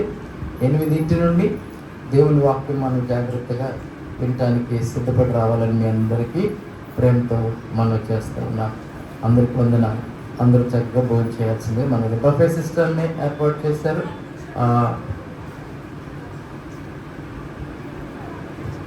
మంచినీళ్ళు ఇస్తారా? మీకోసం సబ్జా నీళ్ళు రాష్ట్రం గారు ఏర్పాటు చేశారు, కానీ అది కొద్దిగా లేట్ అయింది. ఏమైపోయిందంటే 2 గంట పైన లేట్ అయిపోయింది. ఒక 1/2 గంట ముందు ఉండాల్సింది ఇది. సరే, వాటర్ తాగుతారు. తర్వాత అందరు కూర్చొని ఉండండి. ఓకే, మన సంఘ బిడ్డలు అందించండి కూడా. మీరు యవనస్తులు కూర్చోండి, అసలు ఏం చేయొద్దు ఈరోజు అని చెప్పా. వాళ్ళు చేస్తారు, ఇది మీ రోజు, మీరు కూర్చోండి. అమ్మా సబ్జెక్ట్ వాటర్ ఇచ్చేసేయండి.